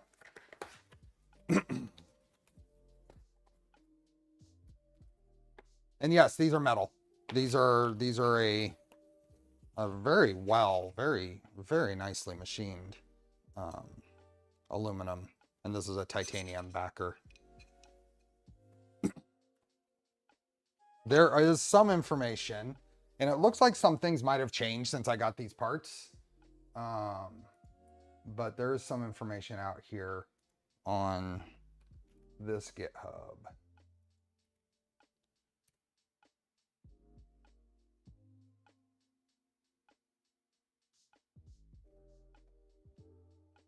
So that's the V2. The green V2 is going to get that stuff. And like I said, along with the Leviathan and their Nighthawk tool head board, but that's getting a revision to a piece of it. So Jason says we're expecting that in sometime in January.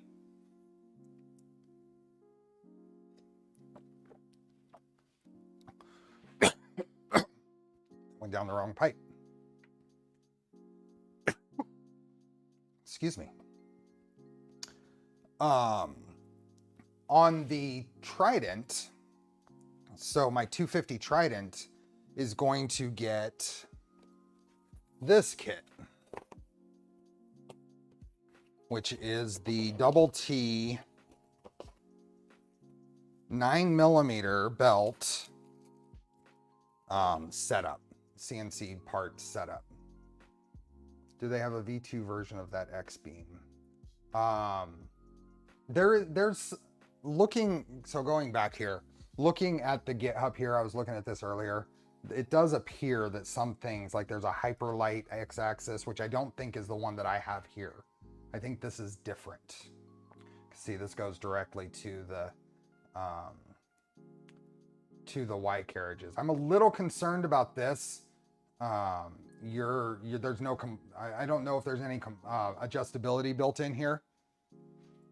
So you have to pay, with a lot of these, and a lot of the machined parts stuff, you really have to pay attention to assembly and lining things up and tramming stuff in for it to work well.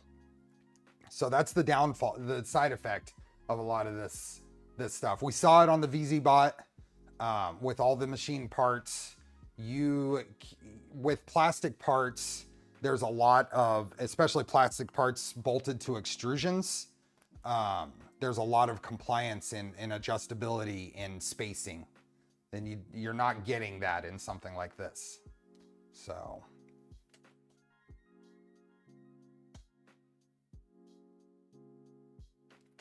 Any way that you know, or evil, or will we be able to obtain these designs? I know the lightweight, the common anomaly stuff is available at all the vendors. Fabrico provided that. West 3D and DFH looks like are also resellers for them. Anyway, do you know to make aux cooling fans work with the M106P2 G-code command and clipper that you know of? Message me. I saw there is a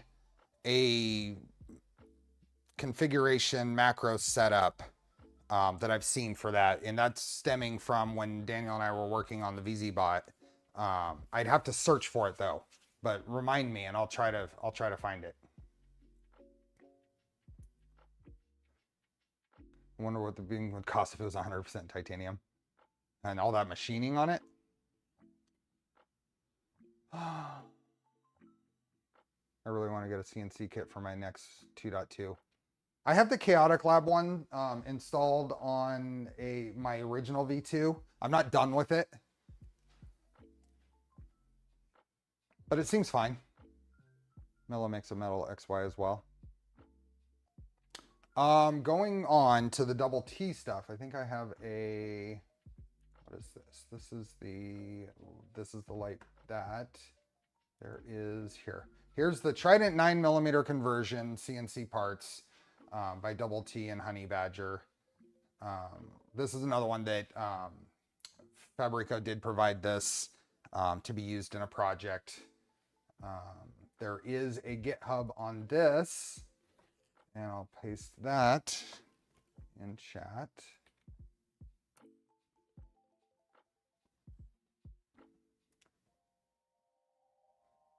Julian Schill had said something about making a macro but never posted it. I'm pretty sure I've seen a macro, and I'll try to find it. Unless Nappin has all the info for you. That would save me trying to find it. So yeah, 9mm belts with a aluminum gantry. We're gonna put this on the Trident and see how I like it. So these are the parts, and they look very, very well machined and anodized. Looks like it moves belt tensioning to the stepper motors. Belts are so 2023. Well, that's coming too. Everybody should know I have a Magneto X on pre-order. So got some nice space grayish machined aluminum spacers and bearing stack pieces, and looks like some screw head little washers. What's the improvement on 9mm belts? Just not as much. I mean, we should be able to increase tension and change our input shaper characteristics. And we'll be doing part of that. We'll absolutely have to be doing some input shaper testing and some, it's hard to compare, but see some before and after graphs.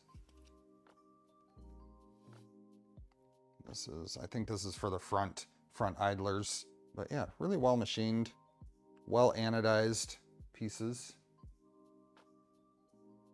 Is there a disadvantage to running even wider belts? I think you need to run higher tension, which causes more stress on things. If you want to go big, like 500 millimeters, 600 millimeter belts are too thin, too much. I mean, the longer the belt, the more stretch is impacted, the more it stretches. Phoenix uses 9 millimeter belts. But we'll be putting this on my 250 Trident. What else? I feel like there's other things that were part of. Oh yeah, so part of this Trident with the 9 millimeter gantry, and I'm hoping I think it'll be fine. Is XOL tool head. I'm gonna go ahead and try that. Delmar gave me a fan set for it, the correct fans for it at IRF. So the plan is to do the XOL, Zoll, XOL, whatever, tool head on this printer and give it a try. So branch out a little bit from the typical. So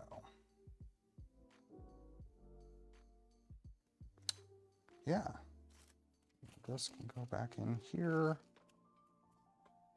And the nifty little custom foam cutouts.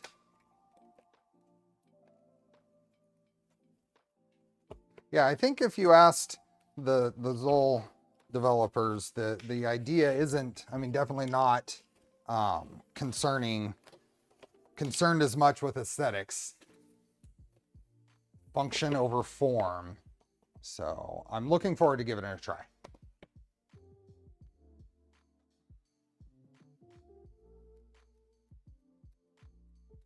Yeah. Next thing. So maybe what I'll do is I might go ahead and grab, I'm going to go grab another box of things because that kind of ties into probably one of the last things we'll talk about today. So I might put you in the capable hands of Dancing Max one last time, and I'll go grab a project box. And it's the test station that I want to build. And it's probably a little premature to show it, but it's fine. It's my own little side project. So I will be right back.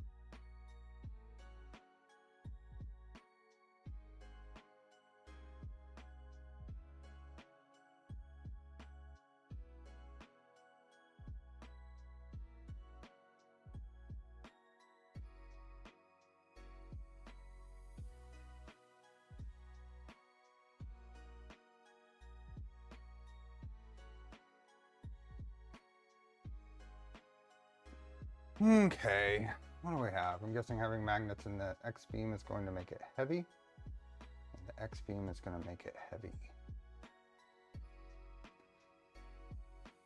Oh, that's a good question, the GPs. I don't know. I mean, it makes sense. Euclid probe is now installed on my Trident.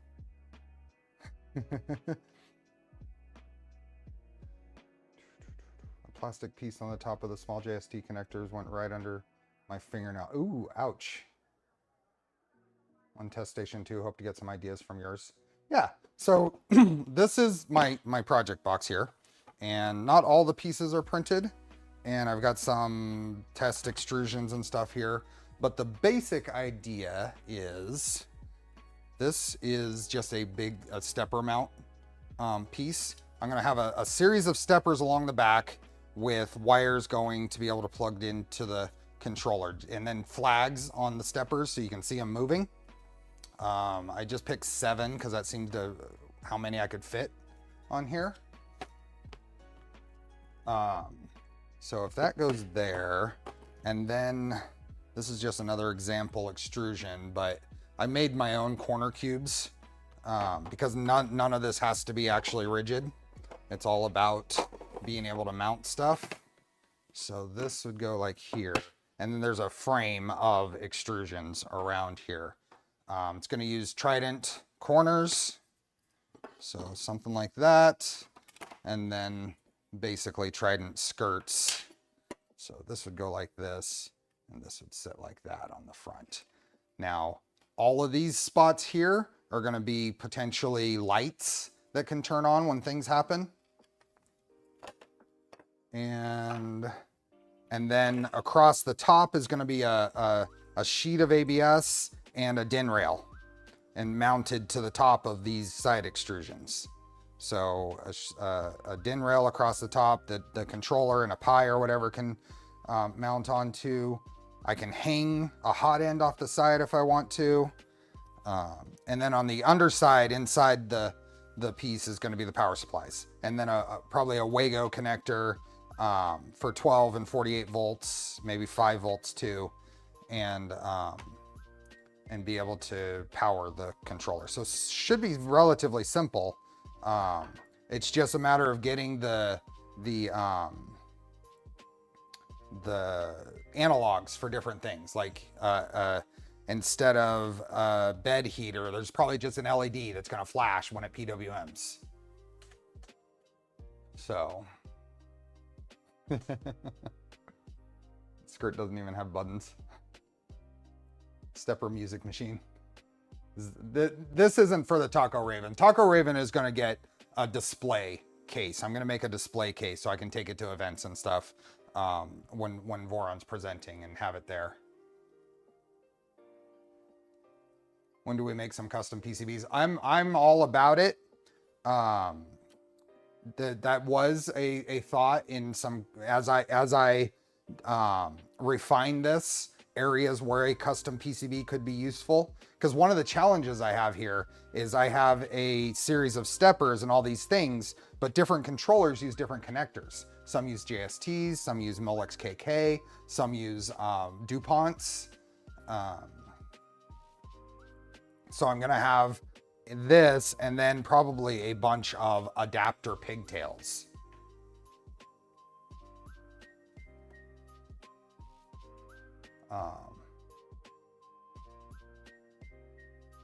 What are we looking for? Is this for the Taco Raven? Michael Lee, are you asking for other questions? Michael L? Link to the docs.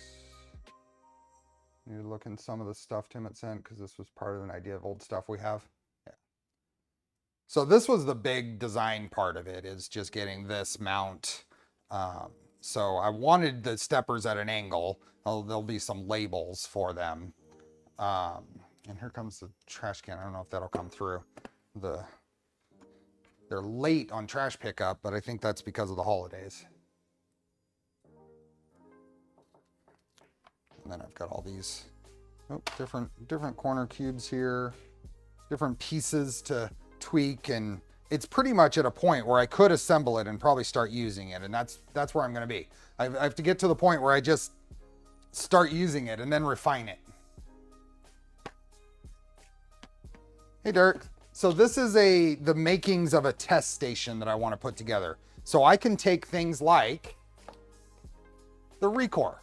This there are so many controllers out there that it's unrealistic to be able to show how to set them up in a printer for every one. I want to be able to take a controller that looks interesting and go through the setup process, and this is hopefully going to allow me to do that easier. So I have a Recore, and this is the A7 version. Elias, the developer for Recore, I talked to him at ERF 2022, and with the idea that he was going to send me the Recore. It was the A6 version at the time, and I was planning on putting it into the Micron. So Micron was supposed to get the Recore, and Elias shipped it to me, but it got lost in the mail. and it was lost for a long time, and it actually ended up showing up, but too late to put in the Micron. So this year at ERF 2023, Elias said that he had the A7 version to check out. So I want to go through, because there's a lot of neat things about this that are different from your other controllers. So going through and go through the setup process, and that's what this is going to enable. So I think I've shown this on stream before, but this is the Recore A7. And here, before I do that, let's go over here. I do have a page on it. I think it's this page.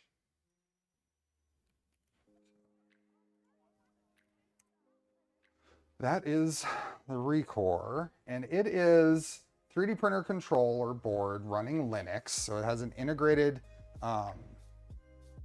Is that right? Wanting to do Pi Power button. I've posted link to docs and CA Stream Chat and CFS Discord. Awesome. It's specifically tailored to be compatible with Clipper and Octoprint. The main features are it uses an all-winner A64 SoC, quad-core CPU running at 1 gigahertz.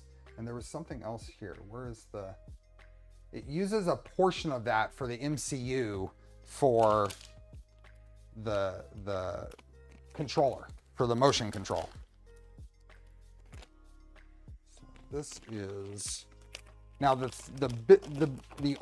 initial thing I notice about it is I'm not super thrilled with the DuPont connectors everywhere. This stuff is all awesome, I think. The DuPont connectors are meh, but then it has all the other USB, Ethernet, HDMI. I guess that would be the correct way. Recore A7. Sent you a DM after the stream. Okay. So, and then there's a few extras. There's some of the connectors for power. These are nice. These little quick disconnect terminal blocks. It doesn't have Wi-Fi built in, so there is a Wi-Fi dongle that is included. This is a I'm pretty sure this is a TMC add-on. Yeah, this is a 2209 stepper add-on, and I think this goes this way, but I'd have to look at the documentation. So, and then there's a, I think this is an input shaper board, come with it. There is, what's in here? Oh yeah, this was kind of cool. This is the mount and heat sink for it. So this goes in here. I think it goes right like that. And then that all gets mounted. So there are some thermal pads that go on there for sinking the whole board. I don't know what the inspiration on this is. I don't know what the Beagle board is either. SoC has an integrated RISC CPU that handles the I/O ports. There you go. Thank you. So if we go back here, we're talking about pinouts and an all-winner is a quad-core Cortex A53 clocked at a gigahertz. It has an integrated RISC CPU AR100 clocked at 300 megahertz that handles the real-time aspects for the 3D printer. And then all the info on pins and stuff. So I know a lot of thought has come into this. And so the idea is to use this as the motivation for me to get this test station done so we can go through, because there are going to be unique aspects of the configuration and setup process here. And I think those are going to be interesting to cover on the channel. It's pre-Raspberry Pi. So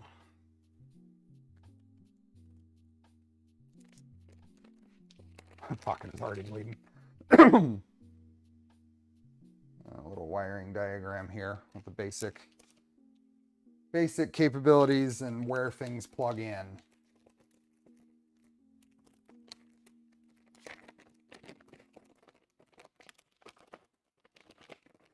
Hey, Kyle.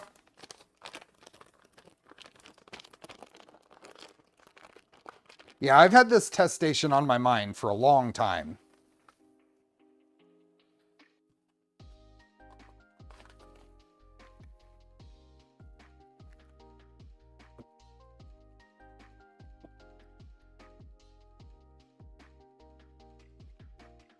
Yeah. And what else is on here? We got network, LAN, Wi-Fi, mating connectors, and then goes into the clipper configuration, external stepper driver. Seems reasonably well documented. So yeah, Jared and I have talked at length on this because he's very interested in it as well, this test station. 1 flex 6.7 PSU will have 4 most common voltages. That's not a bad idea, Stephen, but I think I'm going to be able to get into it cheaper by just going with low power, low capacity, like 100 watt at the most, power supplies. And those are going to be cheap. Those multi-output power supplies get expensive. And I have room. This is basically going to be the, I think these extrusions, I'm going to use 300 millimeters. So it'll be 340 millimeters out of footprint. It's basically whatever this is. So that,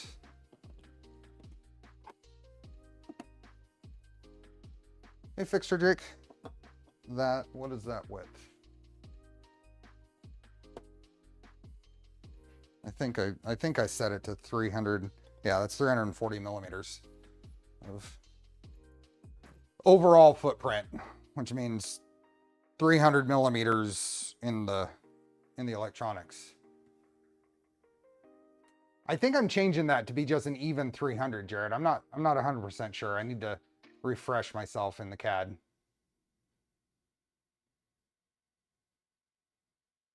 I was meant to do a test bench for computer components, open air frame, and modules, but never really dedicated time. I always wanted to do that too, and same thing. I never dedicated the time to do it.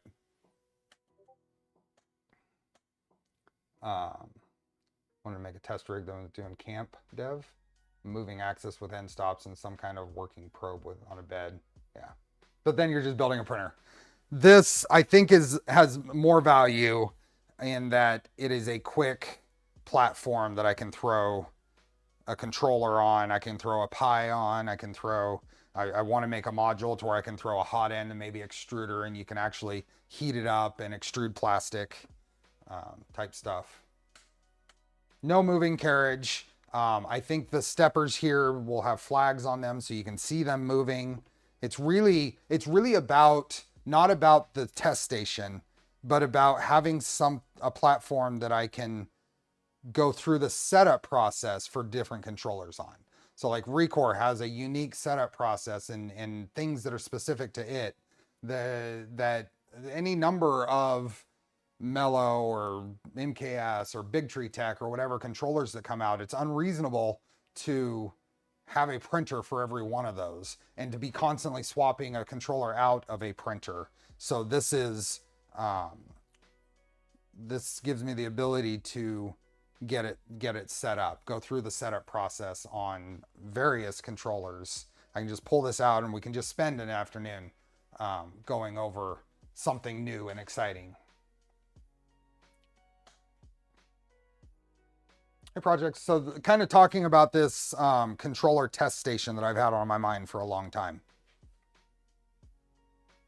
We have probe, end stop, LEDs, etc. on the test bench. So that's kind of what I was hoping in things like the front skirt. There will be LED stuff. Maybe that you're right. Maybe a inductive probe on here that you can just kind of move a piece of metal in front of. to check the thing. Maybe some switches, some momentary or toggle switches for testing end stops.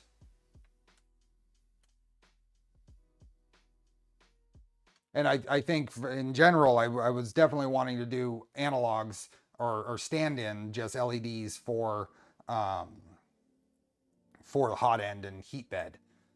So let's say we're working on some who knows what controller and we get it all set up, and the first thing we do and we notice that the hot end light is on as soon as we turn it on, right? So having something that indicates that the hot end is on by default. We've seen that before, right? Going back to my Megasquirt days.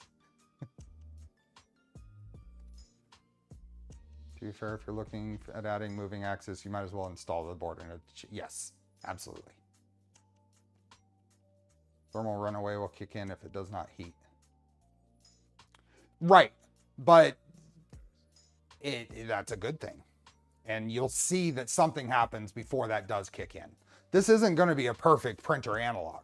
There are going to be little things like that are going to, but it will still be a platform to be able to go through the setup process. And that's the key, is going through a setup process, because it's not always the same. There's little details on each one that might be different. Build it in a test frame with a test motion system. Panel light indicators would be so cool. Yeah. So it's so close. I just need to spend a few days of cutting extrusions and just assemble it and get it to that point. Special failure buttons to check safety. We could. But I've gotten to the point where I've overthought this and it's stalled. So I'm at the point now where I just need to make it barely work, use it, and tweak it over time. So this was the big one, getting this mount. So then at least things have a place I can attach. I can grab a bunch of spare steppers and bolt them to the bottom here and just see where it goes.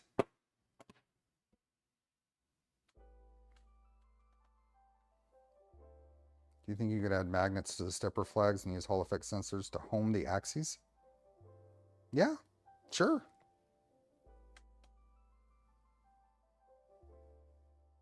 Definitely. What else do we have? Do you guys want to chat about anything? I don't necessarily need to get off of here, but that is kind of what I didn't know what I wanted to do today. I knew I wanted just a chill stream. So I went through the other garage and I kind of looked around. What are the projects that are coming up? And I just gathered stuff. So there's more. The problem is this isn't all of it. These are just the things I could grab quickly. This box here is reporting the box is at 10% humidity and 66 degrees Celsius right now.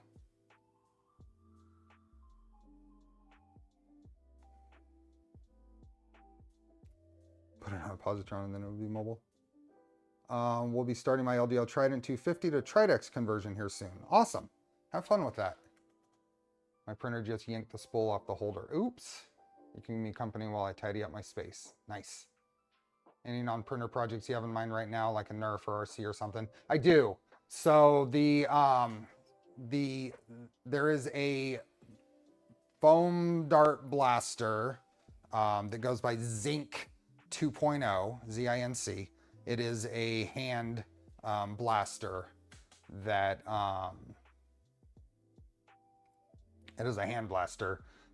is really neat. Doom Crew sent me the parts kit to do that, so I'm printing the parts for that. If that gets done, that could potentially be the January Charlie's Angels stream. I have the mini 4x4 from 3D Sets that I've got most of the parts printed for. I have the Skippy, which is a boat RC. none of these have a schedule on when I'm going to do them. They're just things that are available. Oh yeah, close up on the, thank you, the GP. I won't forget that now. We'll look at, we'll get another look at Phoenix here before we leave. That'll entice everybody to stick around a little bit. We got almost 200 people here on a Saturday. Are You Kidding's nephew? I normally stream on Sunday.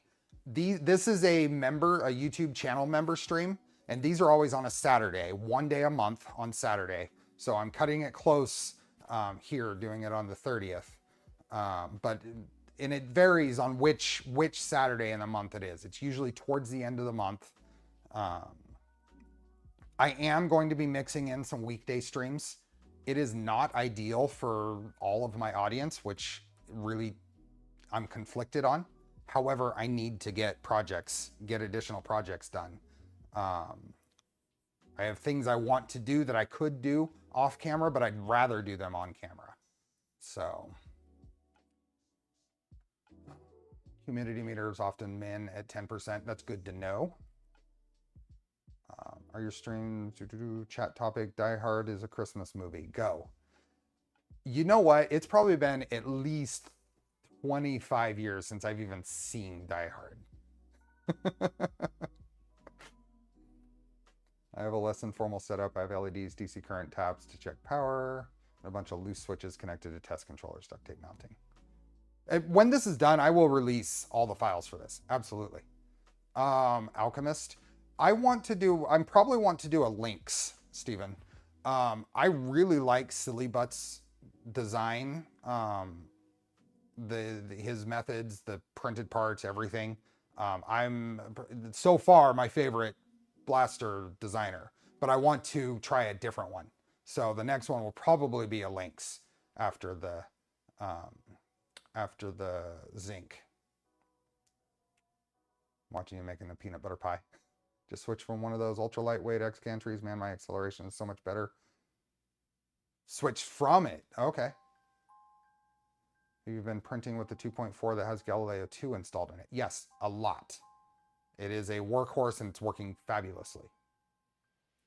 I'm on call for work over the break, so I can't leave the house. Might as well be here. There you go. My zinc is a little modified. Yeah. I'm catching up. I'm privileged then. I guess I have to check what things my uncle is subscribed to. Yes, you are, Are You Kidding is a channel member. What is stopping me from building the Rook? Just kind of getting my head around exactly what parts and some of the design decisions on the modified parts. So I work from home, keep me company while I work weekday streams. Awesome. In 25 years, still remember Die Hard, and in the end, that's all that matters. I can't think of Die Hard without thinking about poor Bruce Willis. Yeah. As soon as my new Trident build, I will print a links. Nice. Okay, I think I'm caught up. So let's get the, let's go ahead and get the Phoenix over here. There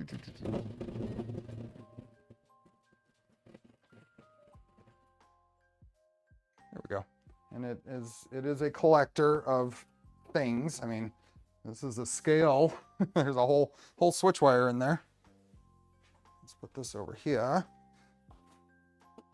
Be on that tomorrow. I only heard part, but the links is Orion blasters, not Silly Butts. Yep, that's the point was, Apollo, is I've built Silly Butts designs and I really like his designs. I want to try the next design. The suggestion was to do an Alchemist next, and that's another Silly Butts design. So it looks cool. I like the newest one that he's teased, but I want to try a different designer. Does it make sense to go straight to Tridex since that's my goal? If you're building from the beginning and you're going to rebuild, if you have all the other printers to be able to do it, that's not a bad idea. And you have the experience and comfort level in doing it. There are projects using the Orbiter 3 yet. I bought a pre-order, but not sure what to use it on. I'm not aware. I don't have one. I'll get out of the way here in a minute. I want to catch up on chat. Oh, are you kidding, nephew? This is the as yet fully released 2-foot cubed-ish Voron printer. The Rook haven't built one is very simple and too many options. Hard to finalize a plan for a build with so many options. And so many options. And me going into a build like this with my notions of how things should be done and stuff, it's kind of hard to get past that sometimes. I thought Joel Driver is saying you have to put ears on the switch wire. I thought about printing the stealth burner front that has those, but I ended up not.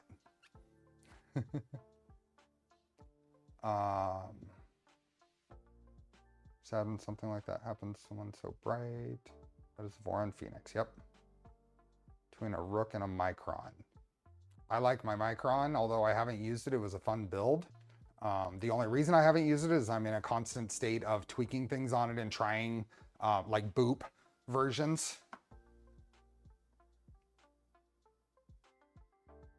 Now we want to hear some switch wire. Okay, so this is Voron Phoenix. It was introduced at Sanjay Mortimer RepRap Festival. One of these was auctioned off.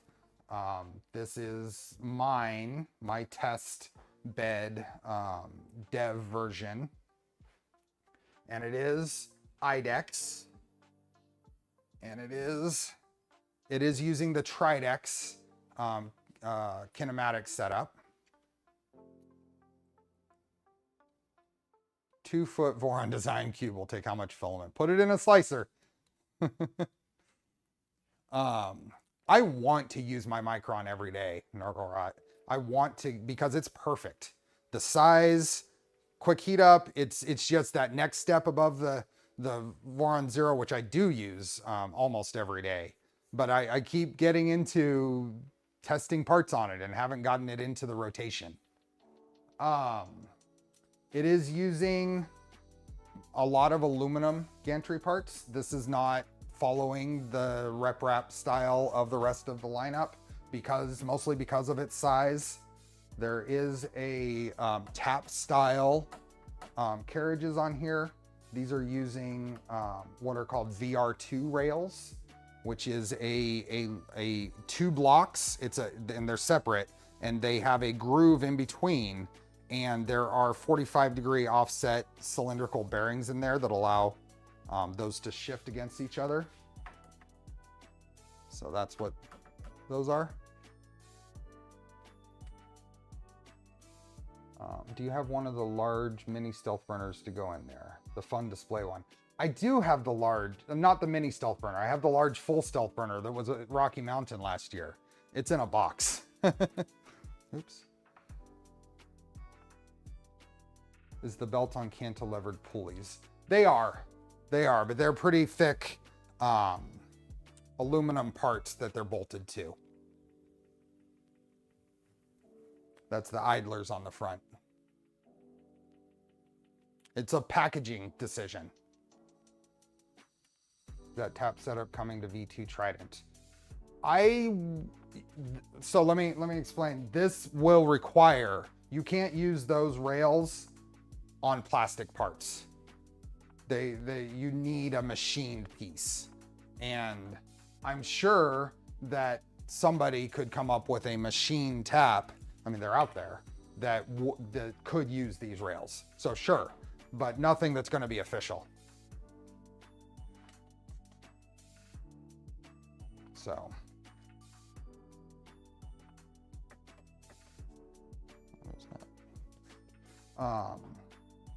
So anyway, yeah, just it's the Tridex setup for the motion system. There is a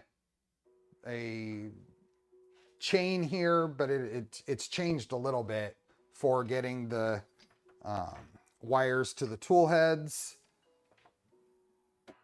This is running a Kraken controller board. Does Kraken support sensorless homing with the 2160s? I think so, but I'm not sure. How's the linkage from the gantry to the Z-rails? It's hard to see in the picture. These are you talking about from the gantry to the Z-rails? How's the linkage? How's the linkage from the gantry to the Z rails?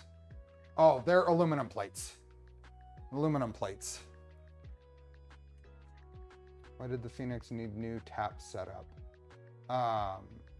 Looking for, I mean, I think it was more that Max found those VR2 rails and wanted to use them. Putting together this LDO V0 kit is so easy. They do a hell of a job on this. LDO does a good job with their kits. Just curious, since that tap needs to be machined and custom, was any thought given to a different sensing mechanism than the printed tap? I don't know. I mean, this is Max's, RCF's design. I don't know what other options he explored. I'd like to leverage some of the aluminum parts and build a more reasonable sized machine. I'm sure that'll happen. It'll be a Phoenix for ants, but it'll be V2 size.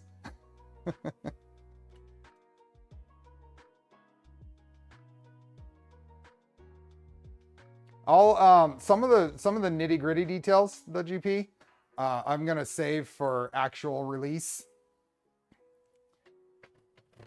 The full release. Leave that right there.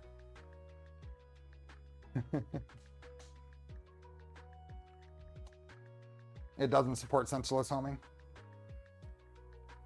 You don't, well, in this application, sensorless homing isn't a great idea anyway. When you need precise location, like between the offsets between the tool heads,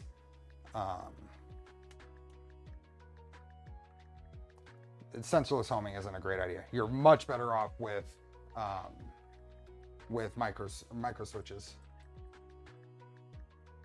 And there are 2 in the back for Y, and then 1 on each tool head for X.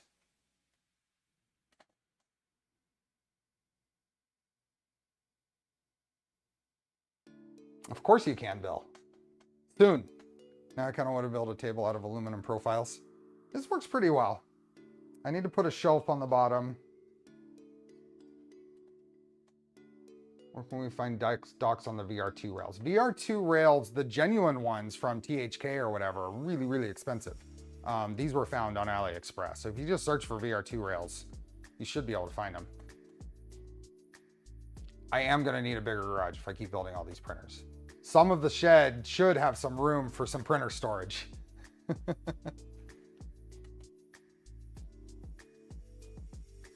have to do a size comparison once you finish your beast. This, I guarantee this one's going to weigh more. Did you see the printer that has dual stealth printer that are mounted together and they move up and down on something like tap with a servo? I did see that. I didn't look into it closely, but I saw that. This would be a great joint build for you and Nero. I'd have to build another one and or rebuild this one. Optical switches, I think you can get some good accuracy out of those. Mechanical, these micro switches are just easy and reliable, and I mean we're using Omrons and inexpensive and easy to set up. Why Phoenix doesn't use that thingy that touches the tip to detect the tool head's offsets? As far as setting up tool head offsets and that kind of thing, probes for that is still in the works. So I wouldn't say that we don't do something like that, but it's not there yet.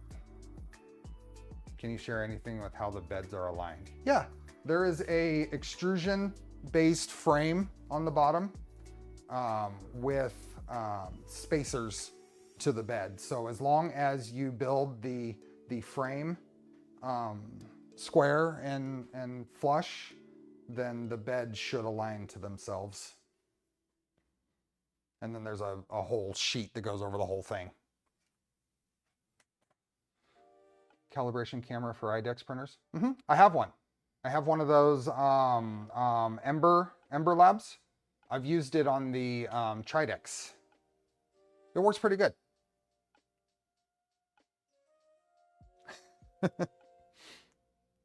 You think the fat rig is taller?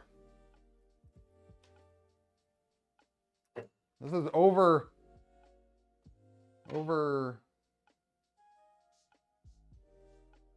almost a meter tall. Almost a meter tall.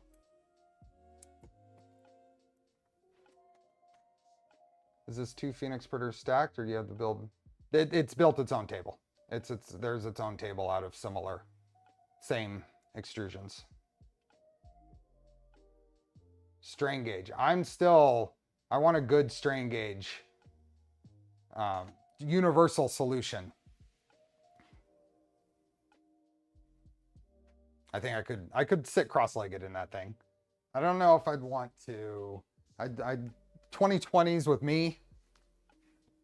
Do you have a favorite set of mods you do on your Vorons? Well, mods, that's a good question. I mean, tap, if you consider tap a mod, I'm running tap on most of them.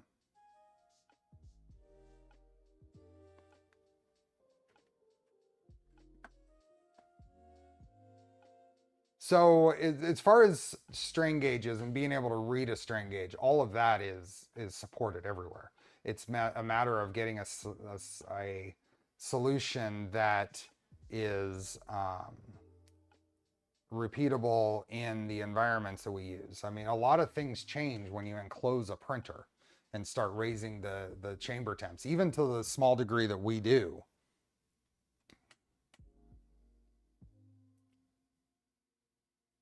Is it overkill to design and print drilling templates for a single use? Who are you asking? I do that all the time.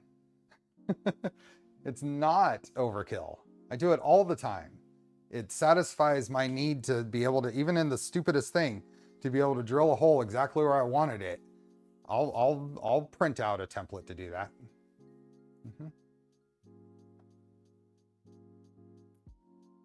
Okay, you might have me there, Apollo. 38.5 inches tall, but you've got a big old Bowden and everything to deal with up there. I have pictures of Nero sitting in one for, yeah, but he was actually sitting on the floor of the minivan. The V24 that was there was sitting on its face in the minivan. It wouldn't fit upright.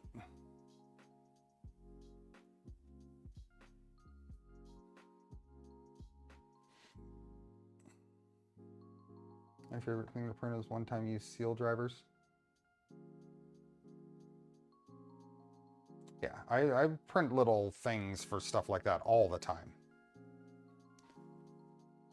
I've got probably a bunch in my Fusion 360 files. Let's see what this is. Oh, that's nice and warm. You are going to give one away? No. That was a one-time deal. San J. Mortimer Rep Rap Festival, we auctioned one off. Not going through that again.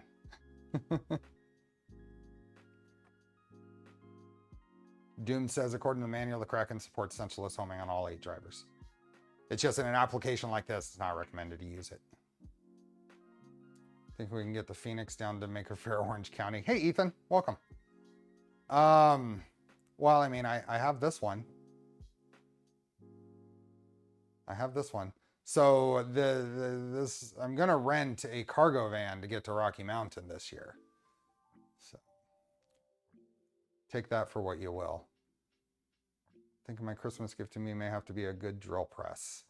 I like my Nova. It was expensive. I bought it a few years ago now. But I have no complaints. It does everything I need it to do and more. So, it's sitting on my dining room table. There's like 6 inches between the top of the printer and the light above the table. With lift. We'll probably have to have people moving it. 4 of us moved it around, took it upstairs at Smurf without too much difficulty. Nice thing about the drivers on the Kraken is they support servos. Have you chosen yet? Which one are you looking at? Oh, Novas are hard to find, out of stock everywhere for the last... Oh, have they? I got luck. I got in there right before then, huh? Can you rent cargo vans without a CDL? It's not, I mean, I believe so. It's not a like box van. It's like a big white van. They're not that big. It's like like a Econoline or whatever, the Ford or Chevy or whoever makes them. Definitely need to talk before Rocky Mountain. We can, because I drive right through Salt Lake City. I'm planning on staying in Salt Lake City. So last year we broke it up into 2 legs. We went from here in Sacramento to Salt Lake City, stayed, and then went from the rest of the way from there. So day after I ordered the Leviathan, the Kraken was teased. Leviathan's a good controller. I'm looking forward to showing you guys the setup. I know others have done it now, but I decided to wait for the Nighthawk release instead of doing it before.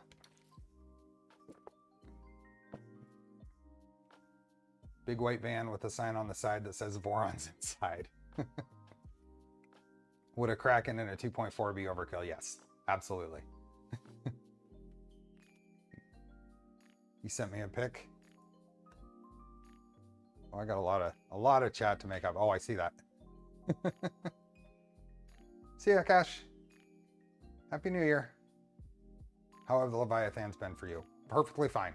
I'm running, both of my Tridents have beta versions of the earlier releases of the Leviathans in them. Both of them running 48 volts. Probably not to actually take advantage of 48 volts, but they are running on it because that was part of testing. So they are working fine. I mean, all the way back to that super early release one was working fine. None of them have come out of my printer because they had any problems. This is a very early Leviathan.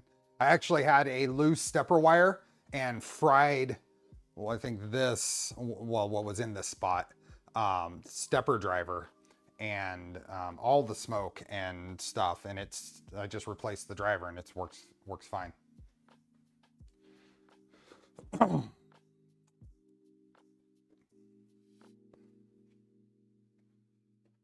This is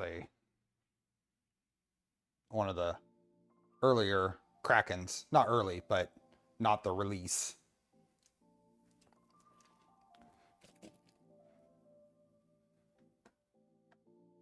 Who are the Phoenix?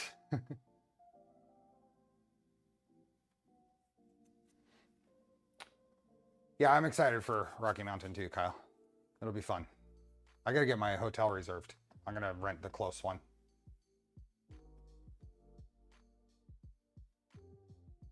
I have plenty of space to mount a 48 volt PSU in the rack rig. Yeah. Did you end up getting some of those huge Moons motors? Which huge Moons motors? I have some Moons motors of a certain size, but I don't know which ones. Hey, Samoa. I love that they access all the extra GPIO on the side. Hey, Patrick, but wanted to say Happy New Year. Happy New Year. Appreciate the time. Thank you. How are the ball screws mounted in Phoenix? Is there something like a wobble X on them? No, that shouldn't be needed. There's lots of machine parts. And the ball screws, there are, what are they called? What do I have? The BF10 and BK10 ends on them. They're captured on both ends as a ball screw should be, and bolted to machined parts. Gonna try and make the ERF next year. Missed it this time. Oh, no, I didn't get any of those, Kyle. I have to go and miss tomorrow's stream. New Year's. Speak to you all in the new year. Awesome. Have a good one, GP. Can't play the live stream in the background like other YouTube content. Now I can't see the recommendations during the stream. What's that? Can't play the live stream in the background like other YouTube content. Now I can't see the recommendations. It's probably because this is a member stream.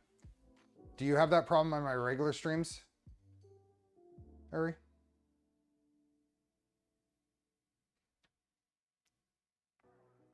So it's probably just because it's a member stream. It'll be back. I mean, tomorrow will be a regular stream back on Switchwire. Yeah, speaking of, so I did a little calculation of my leave time and planning out the trips for this next year. So if I can, I'm going to be doing a lot of events again this next year. So if everything lines up right, I'll be doing at least Rocky Mountain. I'd like to do Rapid TCT. It looks like it might. I'm not sure if it's going to overlap with Murph or not. So that's one that's in a question. I should do Open Sauce. OC Maker Faire I plan on doing again. Earth, I'm hoping to do Form next. And Smurf. So it'll be interesting. I earn enough leave that I can do it without taking myself down too far. When and where's the next show that's local to Central Northern California? So there are smaller maker fairs. Bay Area Maker Faire is probably going to be at some point next year. Rocklin is here in the Sacramento area. There are no big rep festivals over here or anything. Rapid is in Los Angeles this year instead of Chicago or Detroit or wherever it usually is. Rapid is in Los Angeles. And it's interesting because up until just like a month or 6 weeks ago, it was scheduled for April. And it was going to be the week after Rocky Mountain. And my plan was to drive to Rocky Mountain Rep Festival and then drive to LA and do Rapid TCT and then drive back. It was going to be a really long road trip. But they moved it to June, to late June. Does anybody know if, I looked and I didn't see anything, but has Murph gotten dates yet? I have about 250 hours on my new Visa. I'm starting to get spider webbing in some of the acrylic panels on the top hat. Is this expected? Do you clean them with IPA? Depending on, and it might not only be IPA, but depending on what cleaner you use on acrylic panels, any acrylic, and it's not just panels, it's acrylic things, you can get cracks like that. Got to say release the Kraken. I'm gonna have to try to make the Bay Area Maker Faire. Oh yeah. No Murph dates yet, okay. So I'm hoping that IPA kills polycarbonate. I thought it was acrylic. I thought polycarbonate was okay. Or is it both?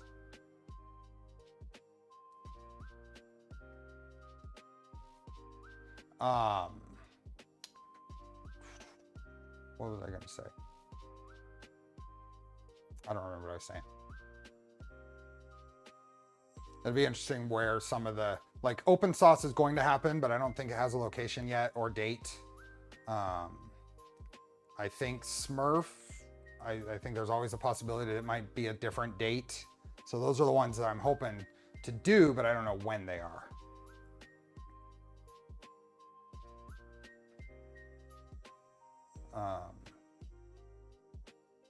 Yeah.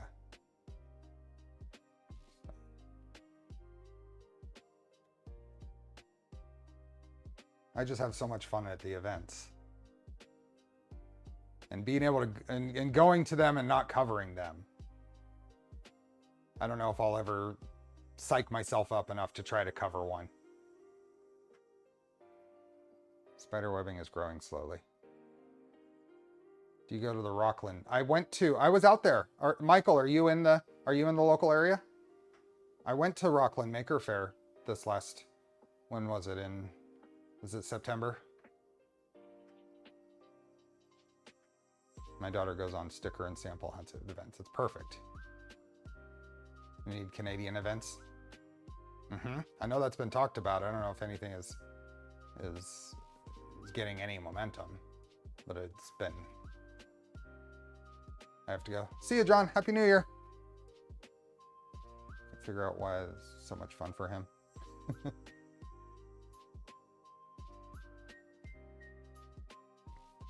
Oh, CD getting, oh yeah, because CDs are polycarbonate, huh?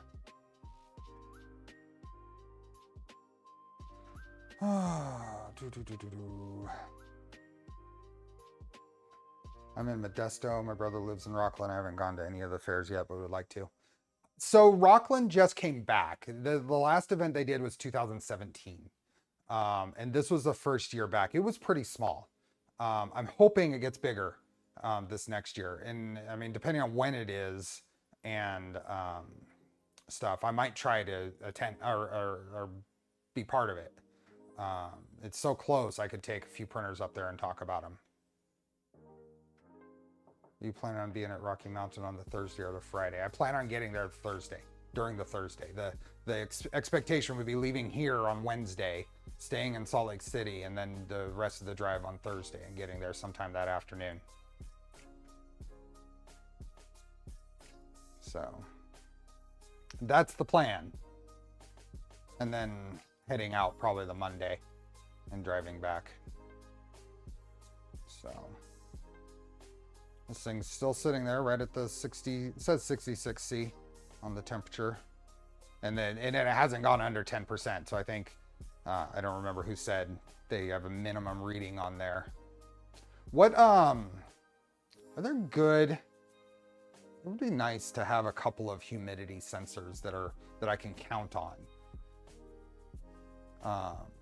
Be interesting. Are there any suggestions on something? Because it would be nice to see what my environment is in these different areas with a little bit of confidence that it's close. Michael, open source is happening. I just don't know when and where and when. I don't even know if they know. I bought my ticket to it when they did that last day of the last event. I bought a ticket. Although we may end up presenting again or exhibiting again, so I'd get in as part of that. But just in case, I went ahead and bought a ticket. Don't get digital, use analog. Okay. The concern I have with the dirt cheap stuff, when we talk about dirt cheap, is how much confidence can I have in it giving me a good value? And is cheap and whatever good enough? How far off would it typically be compared to like a real reading? This is separate pieces. These letters push into the main part, so it's separate.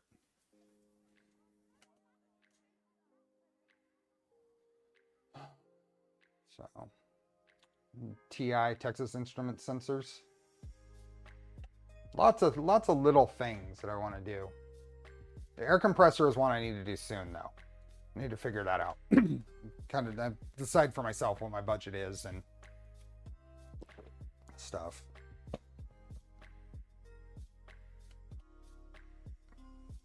Got a set of 10 or 12 temp and humidity sensors panel mount from Amazon. So, but that's what I'm concerned about is you get those that are in packs of 10 or 12 for $10 off Amazon. Is that something I want to be able to look at and say, because I have like the little sensor that's sitting in the rep box, and if I look at that, I don't know that that's giving me a good reading. I have them built into my clocks, I think. There's a temperature on that, not humidity. But I've never really trusted the temperature on it either. So can I trust the humidity?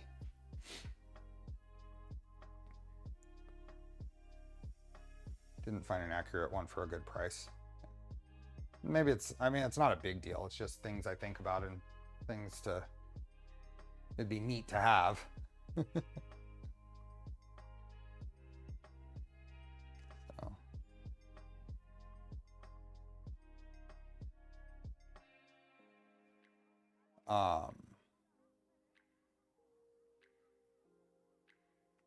Yeah.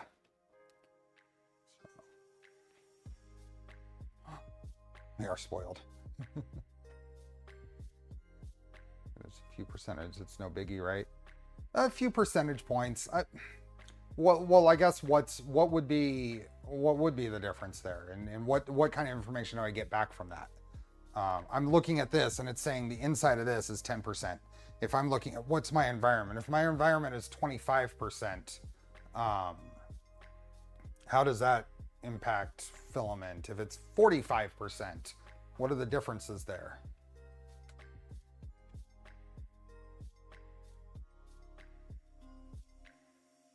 Most people don't need anything precise, but that doesn't excuse making cheap ones that are inaccurate. Was it going to be VHS or Betamax? So, I don't know if it's even important. It's just information that would be interesting to have. If someone says, people report, I live in an environment that's 25% humidity and I never have to dry my filament, and be able to compare.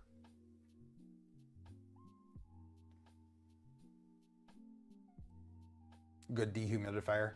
I guess I can run the mini split will have a drying effect. Banff is a fur piece from it. Oh yeah. Is a fur piece. So I wouldn't expect Bay Area Maker Faire to necessarily be in the same location. It wasn't Mare Island this last year. I don't know. I wouldn't expect that they've got that locked in, or might find a different location. It might be. Want to trade? We have 87% air humidity right now. No, I don't do well in humid. I like dry. If I hear pops, I dry the filament. I need to dry PLA every few days to get rid of stringing. Interesting. HVAC is dryer, yeah.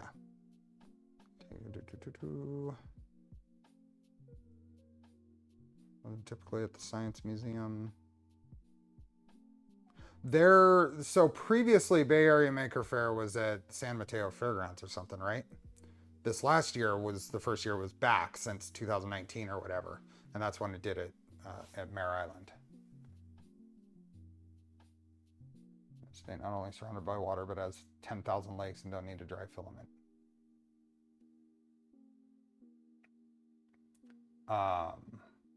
Your summers are generally dry. It's really, yes. Compared to, I mean, I've been to the Midwest in the middle of summer and I just about die. So I've been to Illinois in July, early July. That was you drive around with the air conditioning on in my car, and I step out of it and my sunglasses instantly fogged up and I couldn't see a thing. That's how humid it was. That was a long time ago.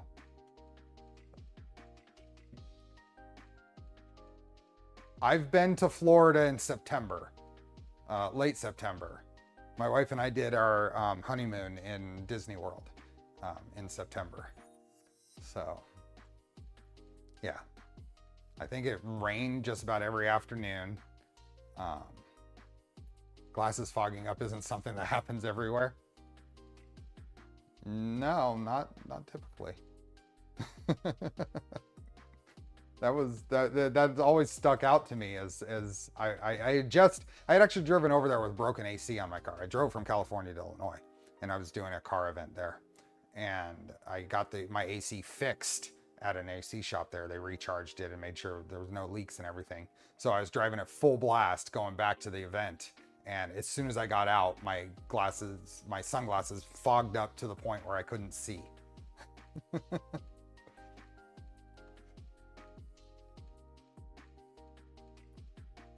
It's too wet for me. I had to move back to the desert. No, I like where I'm at here. I could use some more property. I'd like a big shop, but let your nostrils stick together in the cold here.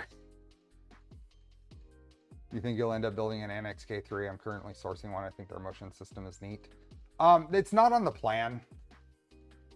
I've got a pretty full schedule so far. So and a lot of things that aren't necessarily that I don't reach out for. I'll do builds that I reach out for, right? I go and I'm sourcing things, I'm doing whatever. Other builds that are still interesting or whatever, sometimes that has to be kind of helped along. The VZBot build is a very interesting build. I had a blast with it. That probably wouldn't have happened without Mello and 3D Print Shop helping out with that. So, hey Sergey, what's the plan for today? We're finishing it up. We basically did a bunch of talking about projects. We assembled a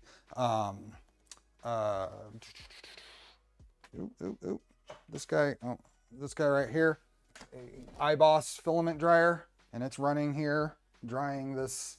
One of them's ASA, the other one's ABS. About a beard full of ice. Ooh, that doesn't sound fun at all.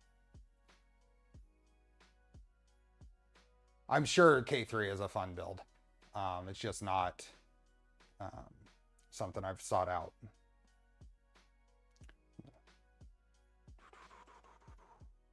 What is your expectations from the Magneto X? I just want to check it out. I want to see how it actually prints. If there are any little, what are the little things about it? Maybe it's, is it without having belts? What compromise have you, what side of of whatever compromise is that on? Is there, how is ringing? How does it perform at different speeds or whatever? It's different. And that's the reason I bought it. I pre-ordered it. Is the pre-order price was significantly less than the regular price was one reason, and I wanted to lock in on that. But that it's actually a different machine had me excited, and the attitude from Mark in the way he presented the project is that this is something that we've taken inspiration. We've absolutely taken inspiration from the communities, and we've developed this thing. And we're giving back into Clipper, and we're trying to work with Clipper. And there's none of this other crap that companies like Creality are doing, where they try to convince everybody that the Creality OS was from the ground up their own thing. And they were adamant about that, and then it wasn't. And so that attitude from Mark and P.O. Poly was appealing to me. So... So like I said, I'm looking forward to checking it out, and I'll definitely show it off. Once again, I don't know that I'll do any kind of, I'll talk about it and whatever, but there won't be a formal review from me. I'm a desert at feels like North Pole. When I was a young kid, I lived in the high desert in Oregon, 100 in summer, 7 feet of snow in the winter. Did you see the tap changer? I have, but it's another one of those things that I don't have a lot of time to deep dive into different things. So I deep dive as soon as it floats to the top of things that I want to work on. Very interested in your test setup. We were releasing more info and plans for in the future. Absolutely. This will get a release of some sort, at least making the files available as I get, there's no reason for me not to, but once I get to a point where I've actually used it on stream, even in my first use of it, it's not going to be complete. I'll release the stuff, because it would be interesting to see what other people come up with on it too. So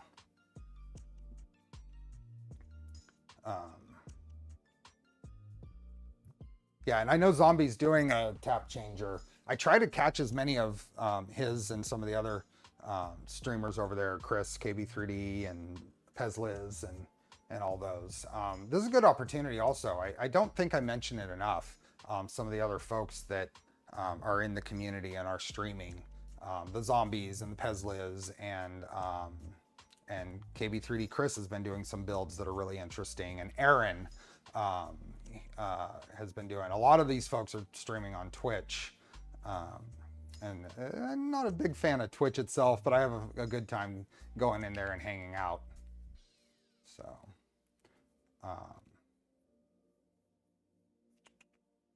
Oh, I have. This is a honey badger water bottle. Hector gave that to me at Murph 2022. You get the whole enchilada. I'm sure Steve's ethos getting something great to the hands of others. Made your hotel reservation for Rocky Mountain. Awesome. Take a look at the Nicholson ME module for your environmental. It might be overkill. There are a number of boards like it. Cool. Can you DM me that, Bill?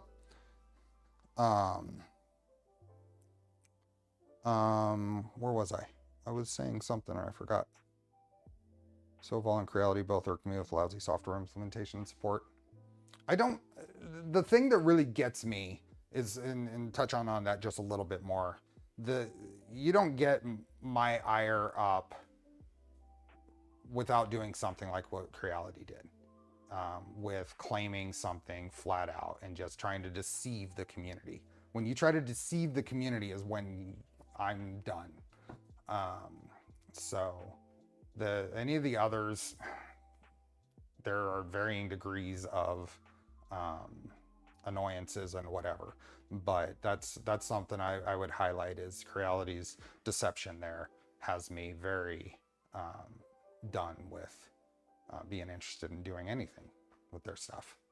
That's different. I feel there's a separation there as far as like the Mercury one doing the Ender 5 upgrade to that. That's in support of a community project and the Ender Wire, that kind of thing.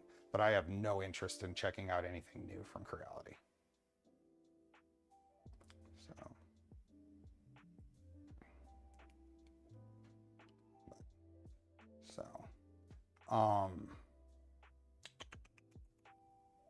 Do you have a bamboo? I do not. I do not. So I do not have a bamboo because a few reasons. I already have printers that are capable.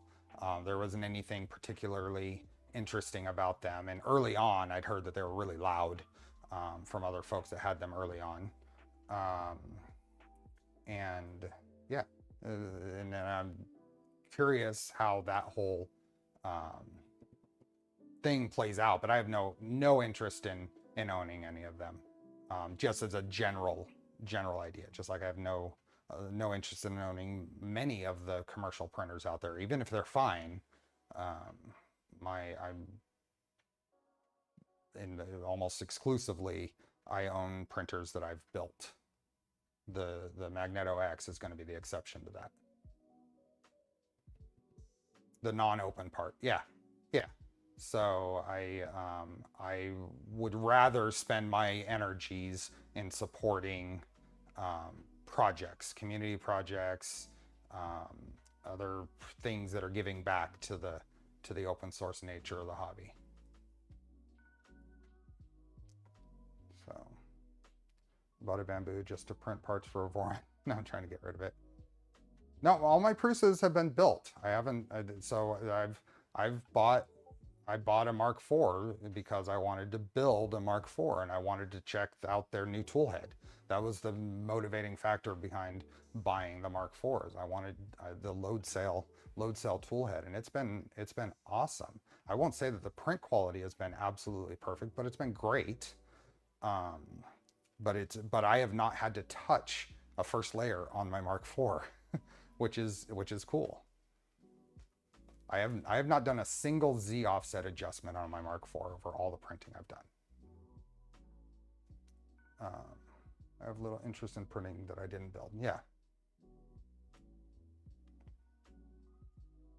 Prusas are not built. Mine, I mean, you buy a kit and you build it. It's not custom, but it's built, it's assembled from printed parts and screws, and yeah.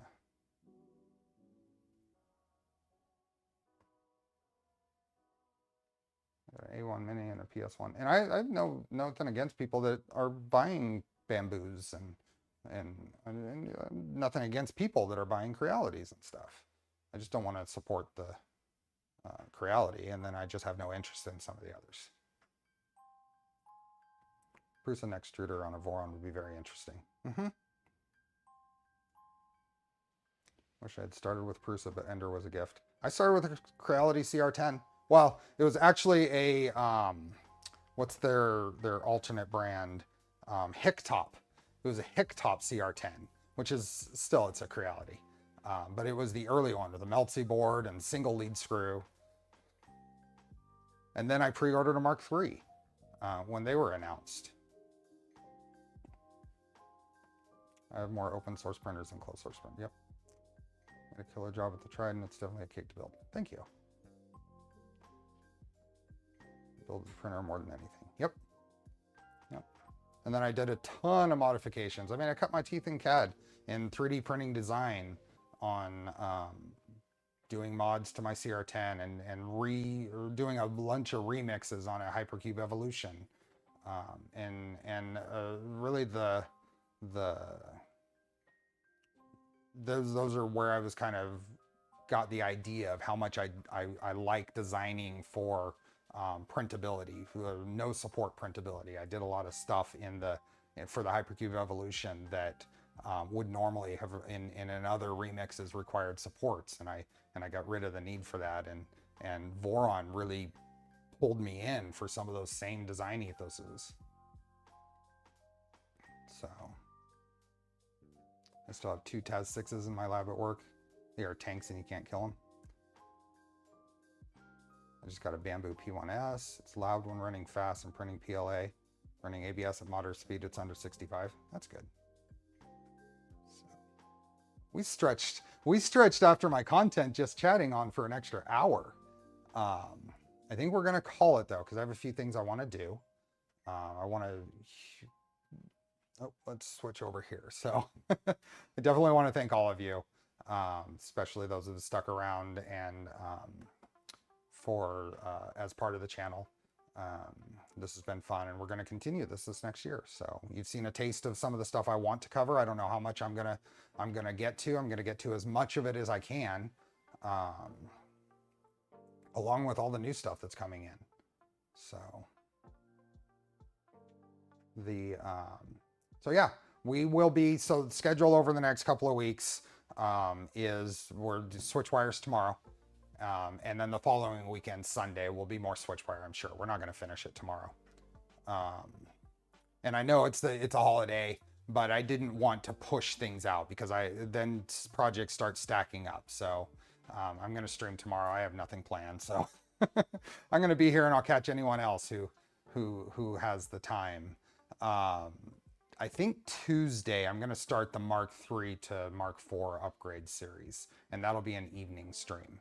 So, and I'm not sure, those are going to be kind of off and on. I'm trying not to step on other toes, other streamers. So like there's Wednesday and Thursday things going on. So that's why I think I'm going to do Tuesday and maybe kind of try to stick to Tuesdays. I was thinking about maybe streaming on Monday. That'd be 4 streams in a row, and I really need to work on this. So I think I'm going to work on this instead on Monday. So, let's see. Let me catch up on chat here real quick. Don't knock it. Thanks for being a member.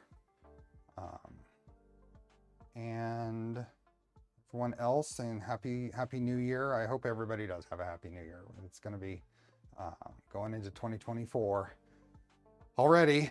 So, yeah. Thanks again, everyone. We will hopefully see you tomorrow. If not, see you on the VOD. Or Tuesday or next week. So take care.